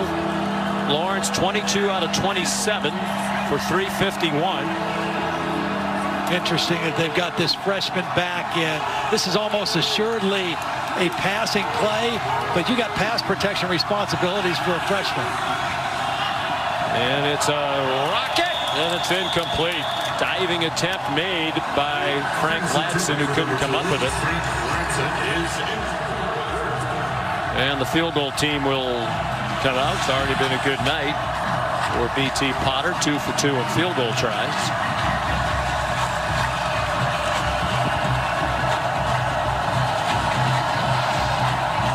From 42 and 52, junior out of Rock Hill, South Carolina. A 29-yard field goal. And it's 37-3. And a good start to the season for Dabo and the Clemson Tigers. You're watching Saturday Night Football, presented by Capital One.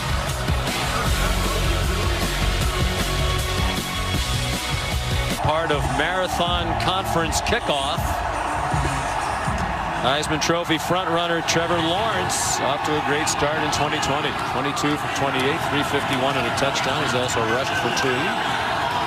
There's Aiden Swanson. And Donovan Green, the return. Here's Allison Williams. Hey there, Sean. Sorry about that. We saw Sam Hartman, Wake Forest quarterback, get pretty banged up last time he was on the field. You could tell he was pretty shaken coming off. I'm told he is okay physically, but given the score and the situation in the game here, they're going to go to backup Michael Kern in the game. Yeah, he took a shot. I mean, there's no question. He was fighting for that first down. He was kind of standing upright and got drilled. It was a clean hit, just a very hard hit. So that's the end of the night for Hartman. He certainly seems to be lucid and conversational there on the sideline. Certainly put him through the concussion protocol. We were here 2 years ago when they played Notre Dame. He was 175 pounds. He didn't even look that big. And he said to us yesterday, yeah, I was little. And on the left, the picture from his freshman year. And there's what he looks like now on the right. The only thing he doesn't like about being 215 pounds is he says he sweats a lot more. Everywhere he goes, he just sweats. Well, the longer hair and the beard probably doesn't help that either. I'm familiar with the sweating thing. Yes, you are. Kern throws on the run, incomplete. Intended for Nolan Rule and well played by Fred Davis. Yeah, I think they're smart. You know, that's a Wake Forest program's won at least 7 games each of the last 4 years. They've gone 7-8, 7-8. There is a flag down on that last play. Dave Clausen thought they were poised to have a 10 or 11 win season last year before the injuries hit. Number 20, 10-yard penalty, automatic first down. Anthony Williams called for the hold, but you know you have a lot of football to play if you're Wake Forest, and keeping your #1 quarterback healthy is a good idea. No doubt. He's a good player, too. I don't think there's a drop-off. You know, Jamie Newman obviously transferred to Georgia and then opted out, but I don't think there's a drop-off from Newman to Hartman when Hartman's help. There's Christian Beal-Smith. In fact, 2 years ago, Hartman won the job over others, including Jamie Newman. They deemed him to be the better quarterback at the time. Newman was dealing with some injuries himself, but Hartman earned it. Played almost the entire year before he broke his leg late in his true freshman season. Turn over the middle, incomplete. Tried to get it to Blake Whiteheart, and almost found the umpire Michael Wooten. Kind of thought it did. It might have. Oh, yep, right off the backside. Yeah. It's a tough gig in there. Yeah. Kern looks to the sideline. Yeah, we were talking in the break, just the amazing amount of talent that this Clemson team has. And to see these two freshmen lined up next to each other, that defensive line. It's crazy. They're just grown men. You know, we saw the freshman back in there on that last touchdown drive. He's a grown-looking man. But this recruiting class is very, very special. And they're just plug and play right now. Ryan Brzee, number 11, number 1 in the country among all high school players last year, according to Rivals.com. Miles Murphy rated number 3 overall in the country by ESPN. Ivan Moore on the punt with 2 minutes to go in the third quarter. You know, 15 of those recruits were mid-year enrollees, so they were there to go through spring football. They didn't have a full spring. They had 9 days of spring football, but that was it. But they still were able to learn football and have football meetings, and then when they were able to work out, they were able to work on their technique and fundamentals. And you know, to have guys like that were so committed at such a young age to make themselves better and the fundamental illegal formation. On the offense, 5 men in the backfield, 5-yard penalty, re-kick, 4th down.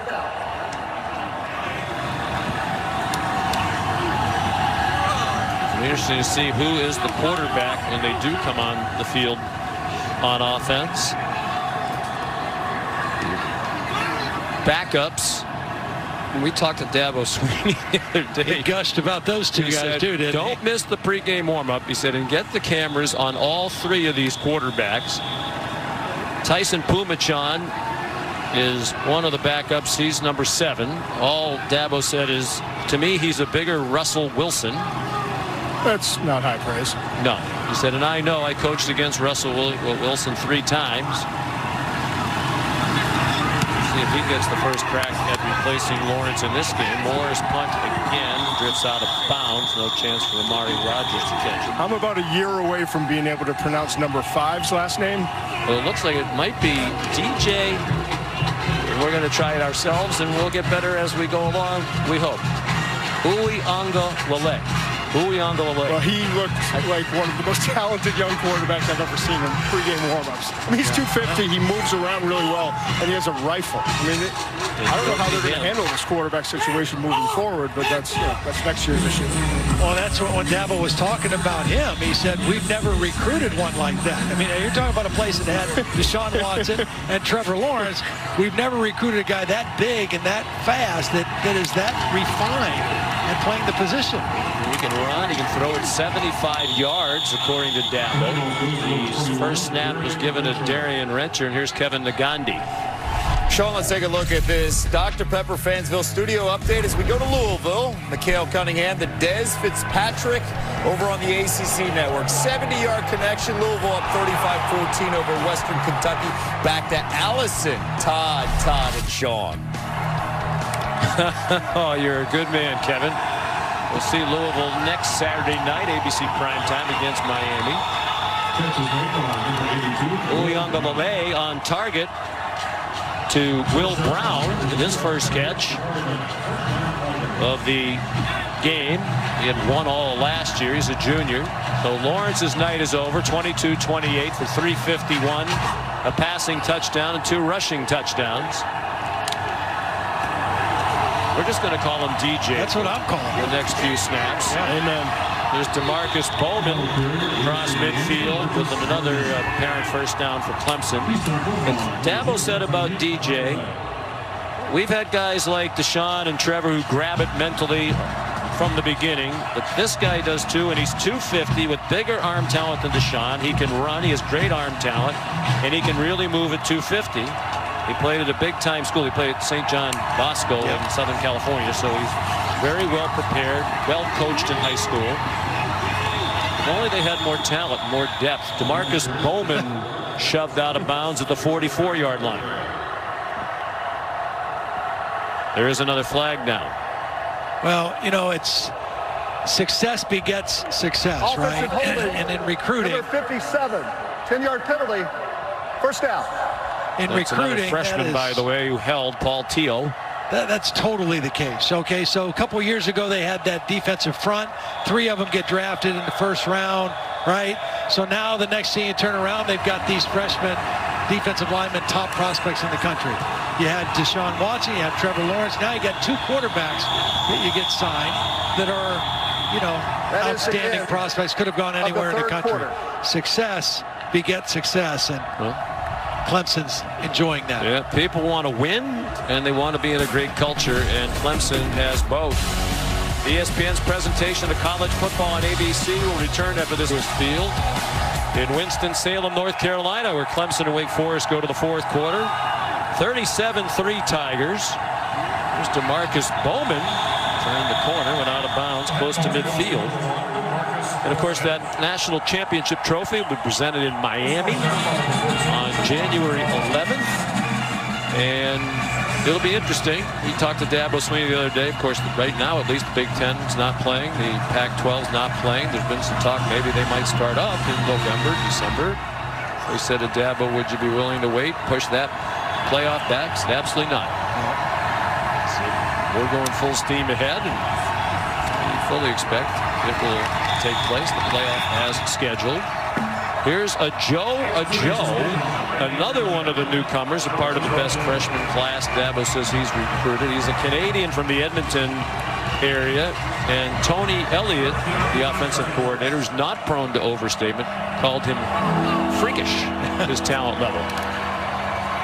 And they need that because they don't have enough good players. He's 6'3", 215, he's a high jumper, basketball player in high school. He's only played 2 years of high school football, 1 in Canada, 1 in Clearwater, Florida, Clearwater Academy. B.J. Williams, another freshman from Phoenix City, Alabama. He was the intended target there. And Dabo says he has superstar type talent. Same high school as Justin Ross, who they pulled out of the state of Alabama, who we feel is a superstar when he's healthy. I heard some good news today talking to Ross Taylor, who does a great job as the sports information director of football at Clemson. He said Justin had surgery on the spine and neck area, and apparently he's progressing very well, already doing some light activity, and it is hope that he'll be able to resume his football career. Will Spires hangs up the high punt. Taylor Morin, the fair catch at the 18-yard line. Well, that music can only mean one thing. It's Monday Night Football, and it kicks off with our annual Week 1 doubleheader this Monday. That's September 14th. Ben Roethlisberger back in action. The Steelers taking on Saquon Barkley and the Giants. Debut for Coach Joe Judge. That's at 7 Eastern. Then Denver and the Titans from the Mile High City. Both games are on ESPN. Deportes, the ESPN app. Special edition of Monday Night Countdown kicks off our coverage at 5 Eastern, 2 Pacific. We wish our friends and colleagues well. New Monday Night Football team. Steve Levy, Louis Riddick, Brian Greasy, and we wish our producer, Phil Deaton, was with our group last year. Phil's gone on to Monday Night Football. We're delighted to be working with Josh Hoffman this season. But excited for all of those guys to have that opportunity, and I'm sure they'll do a fantastic job. Yep, I think so too. Michael Kern, play fake after he rushed for 7 yards. He throws hot, far sideline by A.T. Perry. Finally shook Levy and Greasy and got with some real pros. Yeah, you were with them last year. You insisted on bringing your own producer, which I'm not surprised. So Josh Hoffman has come with you to our group. Kern surrounded, dances away to the right. Oh, he's looked good. Throws on target to Brandon Chapman, a tight end. You know, Sean, it's probably worth going back to the conversation about the playoffs, the Big Ten, if the Pac-12, if that's feasible.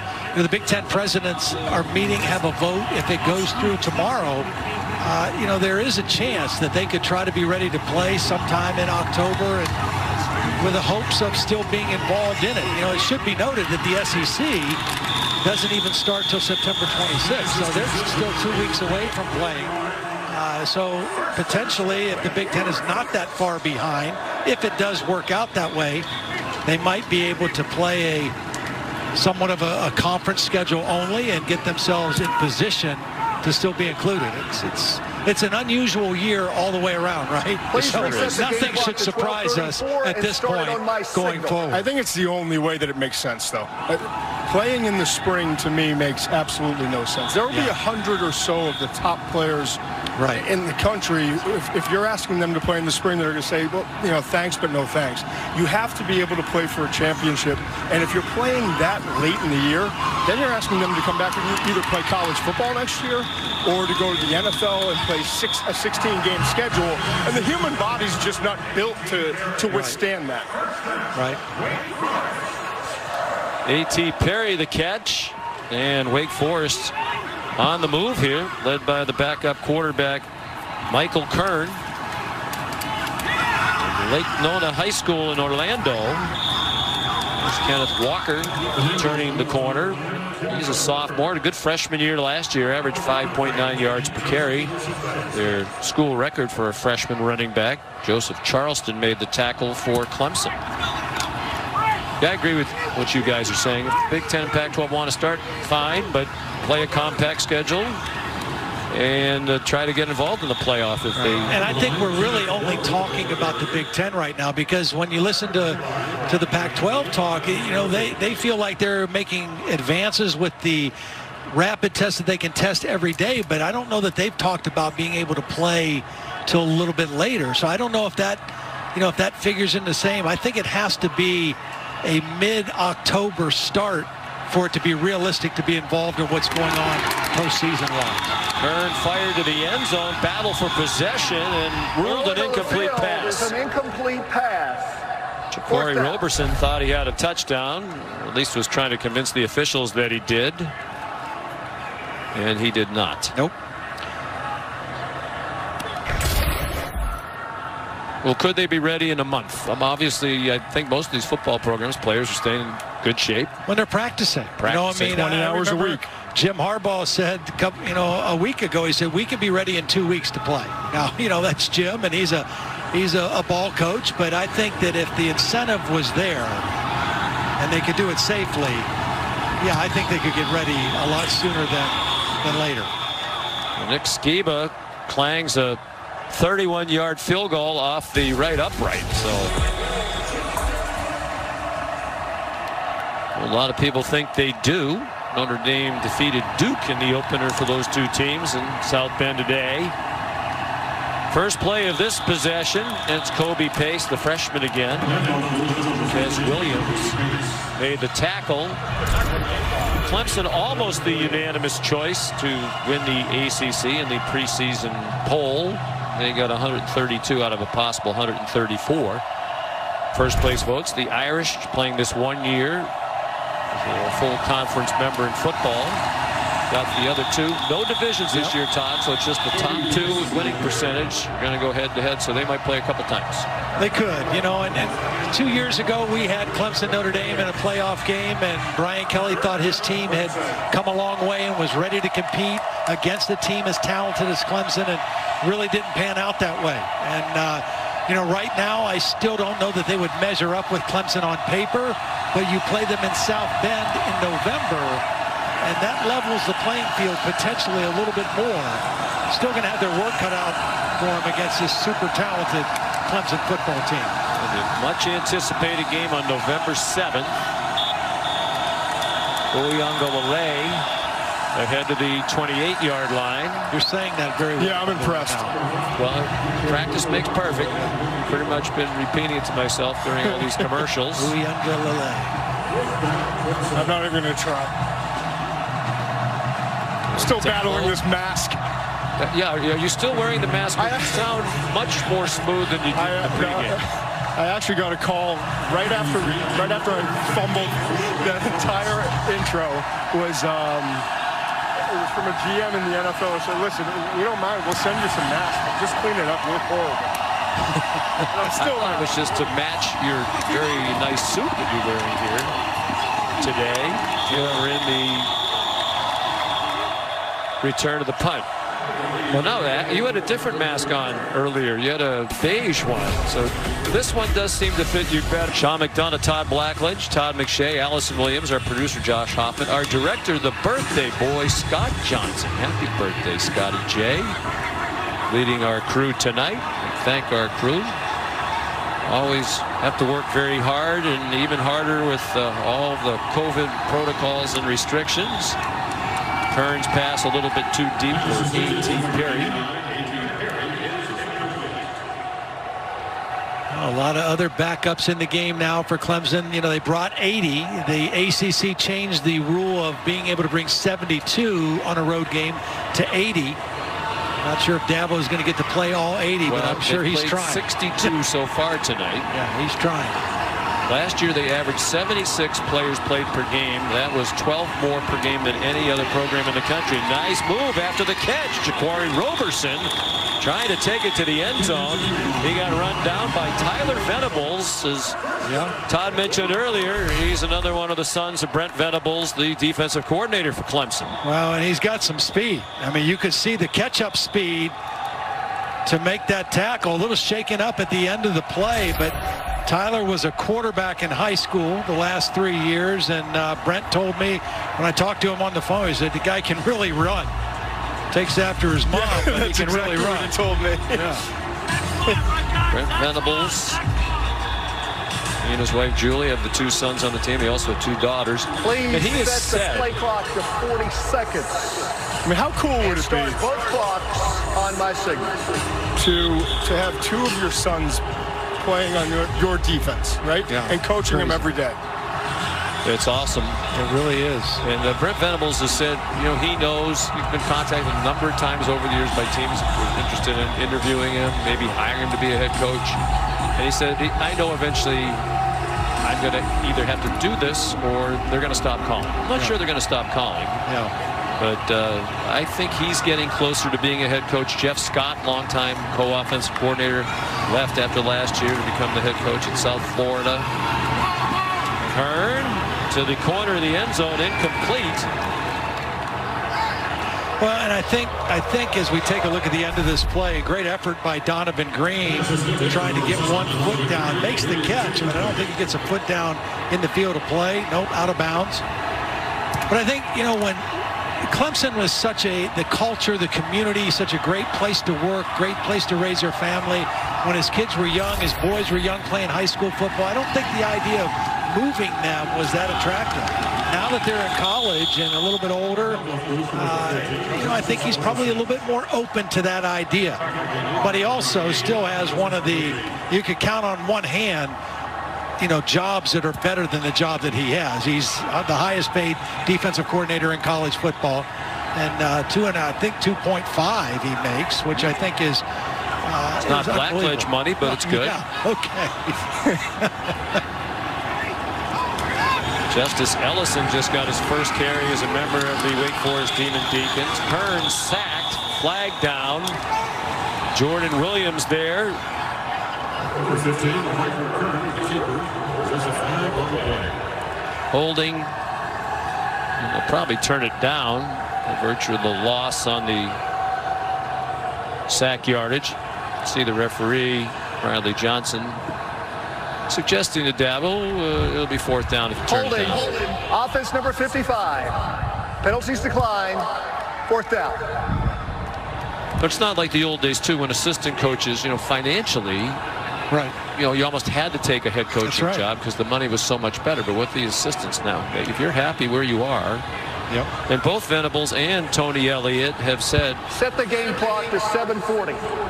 They only want to go someplace where you have a chance to, kind of replicate what they're doing at Clemson. They both want to reproduce that culture and the philosophy. And you have to have an administration that's very supportive of that.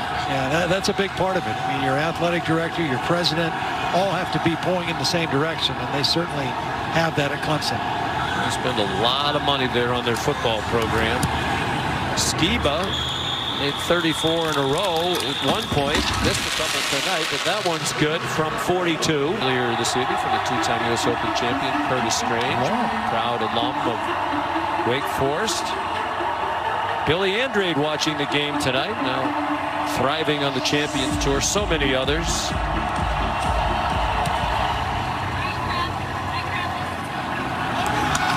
The kickoff down to Cornell Powell, decides to return it. He gets swung down at the 15-yard line. Tomorrow, Game 6 of the Western Conference NBA semifinal. The Clippers and the Nuggets. LA up 3-2, but the Nuggets won the last one. And remember, they were down 3-1 to the Utah Jazz in the first round. Came back to win the series.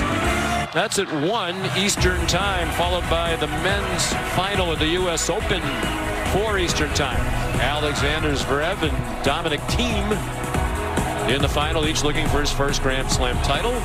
Men's preview show presented by Mercedes-Benz at 3:30 Eastern time on ESPN and the ESPN app. Zverev's a German. He'd be the first German to win the Open since Boris Becker in 1989. There's Will Sweeney taking the ball from Tyson Pumachan, the third quarterback of the night for Clemson. He's a redshirt freshman from Bridgeport, Connecticut. Saw limited action last year. Not enough to lose the red shirt. He appeared in 3 games last year. Took 43 snaps. Went 6 for 12 passing. Sets up a little bubble. E.J. Williams, the freshman from Phoenix City, Alabama.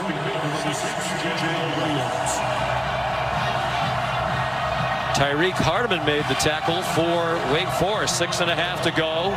Clemson in control, 37-6. Now to win their 12th straight against Wake Forest, which is their longest active winning streak against any opponent. And they're going to win their opener for the 6th straight year and for the 11th time in Dabo Swinney's 12 full seasons as the head coach. Marcus Bowman, frustrated he couldn't break free. He's part of a deep running back room that includes Darian Rencher, the senior. And what an impressive young man he is. And he is really at the forefront of all of the social issues among the Clemson football players. Led a peaceful demonstration in June. Yeah, I was so impressed with him on the phone. And you know, Trevor Lawrence, one of the last questions we asked him, the very good friend with Darian Rencher, what have you learned about leadership from Darian Rencher? There you see a quote that Darian gave us, but Trevor Lawrence told us that he learned from Darian what it looks like to bring people together. And I really think that Darian feels like that's his calling, to bridge and bring people together on this team, and he's done that. And also, you know, he was the guy that first started reaching out to players around the country, along with Trevor Lawrence, and just an impressive guy. A.J. Williams, an interception. Rolling on the field is an interception by Wake Forest. First down, media timeout. He did my job for me. It's been a very cleanly played game, especially for an opener. Only 4 total penalties, and this is the first turnover of the game by either team. Pumachan's pass intercepted by A.J. Williams, redshirt freshman. Got just 36 snaps last year. It's the first interception of his career. He's out of Bamberg, South Carolina.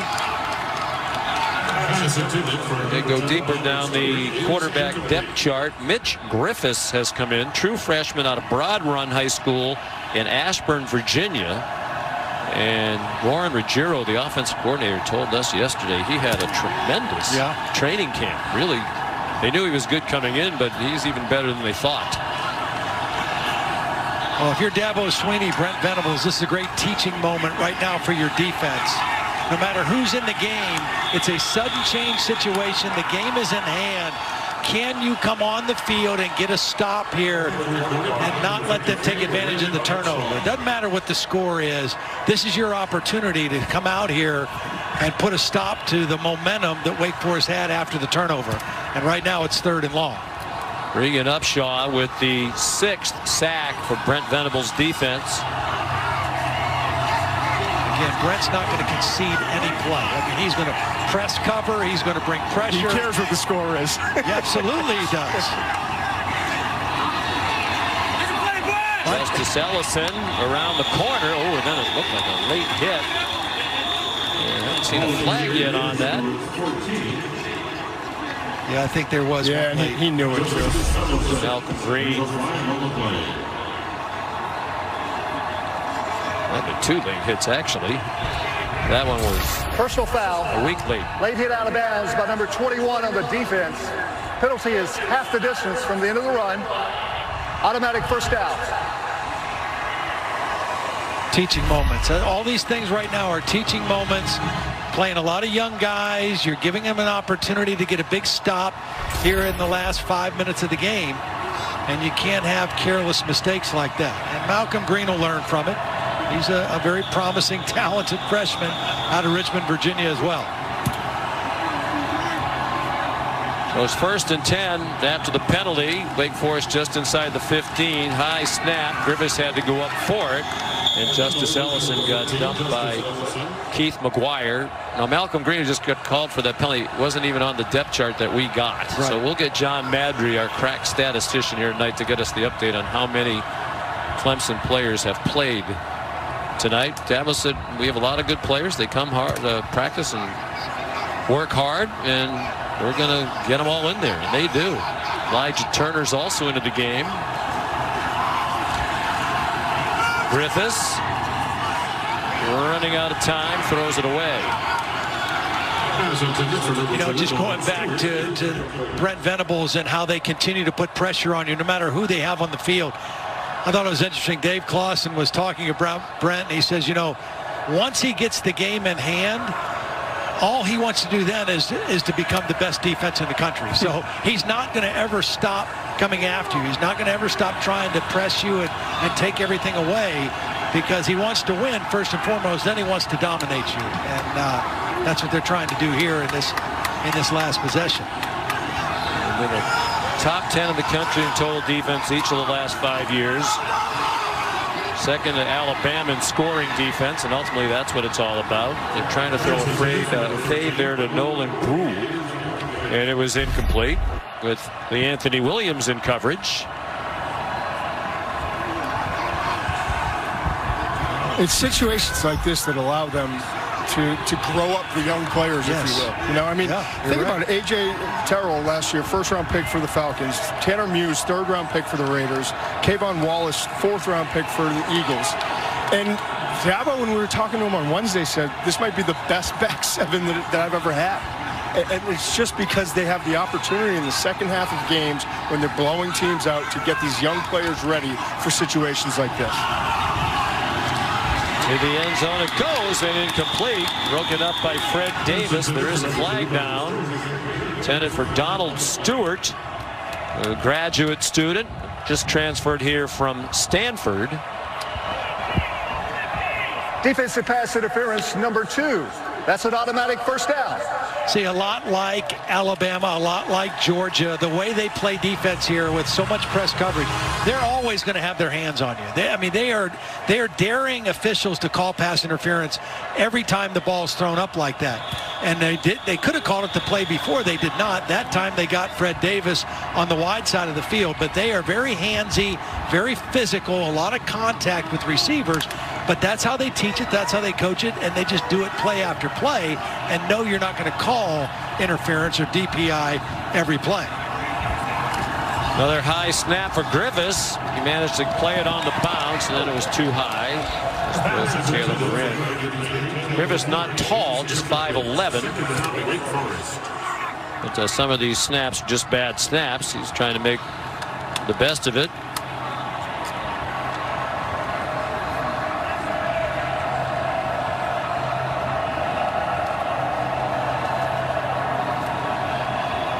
Goran Jovanovic comes out of the game.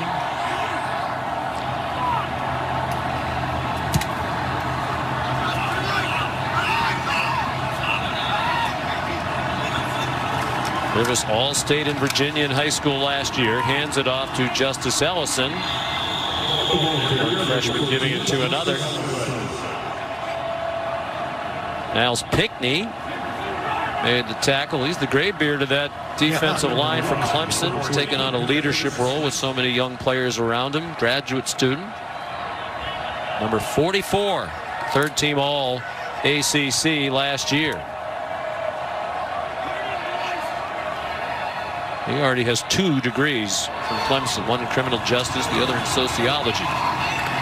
Griffiths on the run, hit as he throws, back line to the end zone, touchdown. Great throw.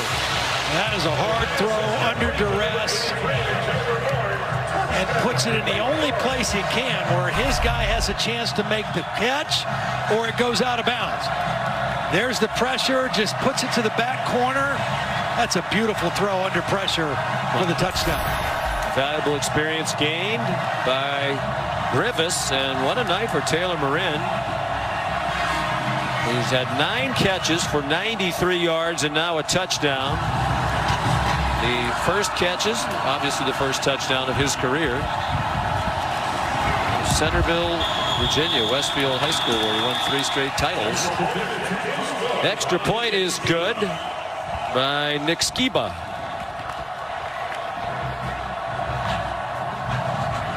So it's 37-13. It was 37-3 while Trevor Lawrence was in there, and a very nice start to the season for the junior, playing his last season of college football. Well, the thing that stood out to me tonight is just his comfort. I mean, and when you're comfortable, your eyes work well, your feet are quiet, and he's been that way the whole game. Moving people with his eyes, strong in the pocket, recognizing what the defense is doing, moving them with a ball fake, and then zipping the ball into open areas. And he's had that kind of night. 22 of 28, 351 yards and 1 touchdown. And but it was just his comfort from the very beginning. And you know, Todd mentioned earlier last year when he started the season, coming off the national championship season, it was almost like he tried to do too much early. He tried to force some balls. He made some careless throws, careless mistakes. None of those in the opener tonight. And, you know, that's a good sign if you're Dabo Swinney, if you're Tony Elliott, and the coaches on this offensive staff for Clemson. It's like watching a high school jamboree. Yeah. He just looked so comfortable. He knew everything. He was a step ahead of everything. Understood the coverage. Didn't force anything. And the other part too is he spread the ball around. You know, Rodgers, number 3, the slot receiver, clearly is his comfort level. But he really spread the ball around to all of his different receivers and never forced the ball into coverage where you said, he was trying to get the ball to this guy. Yeah, he sure did. I mean, Braden Galloway had 5 catches, the same as Amari Rodgers. Joseph Ngata, 3 catches. Travis Etienne, 3. He did. He spread the football around, and you know, those younger receivers, Ngata and Latson, who are going to start playing more regular roles, they'll just get better and better. Pumachan, wow, how about that arm? And it's just a little bit too long for a Joe.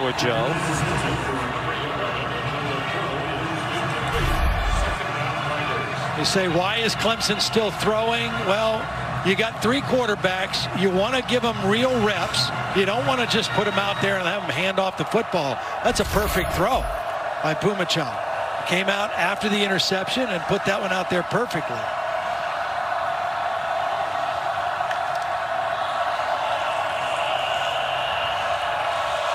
Kobe Pace, just to put a period on the end of the night for Trevor Lawrence. He threw 28 more passes tonight without an interception. That brings, without interception, And that is now the 4th longest such streak in ACC history. Remember last year he was an interception machine and everyone was knocking him.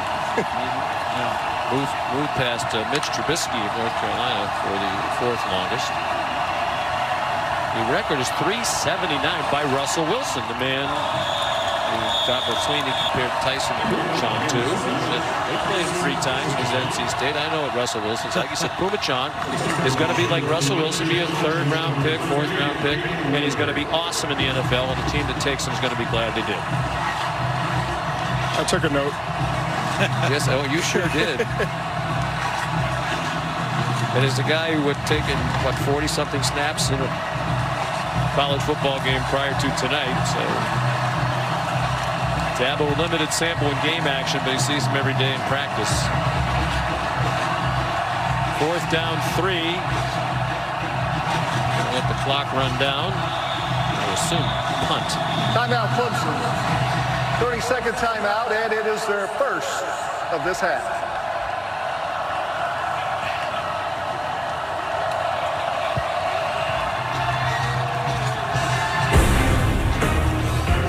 So while they chat along the Clemson and Wake Forest sidelines, we remind you of our terrific season-opening Monday Night Football doubleheader that starts at 7 o'clock with the Steelers and the Giants. Always fun to watch Saquon Barkley. See, the Giants are better with the new coach Joe Judge. Then the Titans and the Broncos at 10:15. Some tough news for the Broncos with Von Miller injured and out. That's at 10:15 Eastern Time. Monday Night Countdown gets you started. Special edition at 5 Eastern. You know, if you're Dave Clawson, obviously you didn't have much of a shot in this game to make it as competitive as you wanted to. But you've scored 13 points, and you did a lot of good things against this #1 ranked team in the country. When you consider 324 total yards of offense, only 1 penalty, no turnovers. They sacked Trevor Lawrence twice. So something to build on if you're Wake Forest. They'll play at North Carolina State in their next game. Then they have Notre Dame after that. Easy start. Yeah, tough start. But I'll say this, if they get a pass interference call early, and if 2 of those deep balls that were right on target were caught, it might be a little bit of a different game. Might be different. There's no foul for illegal block in the back. First down. At the 34-yard line. 54 seconds to go.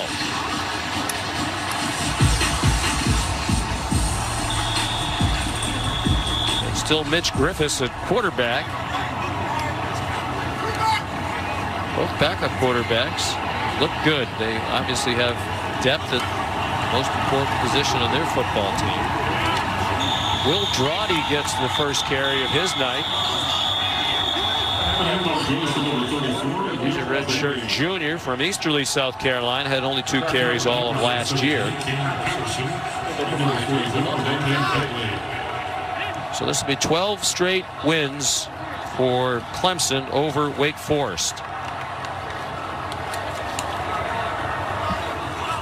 And 23 straight ACC wins for the Tigers.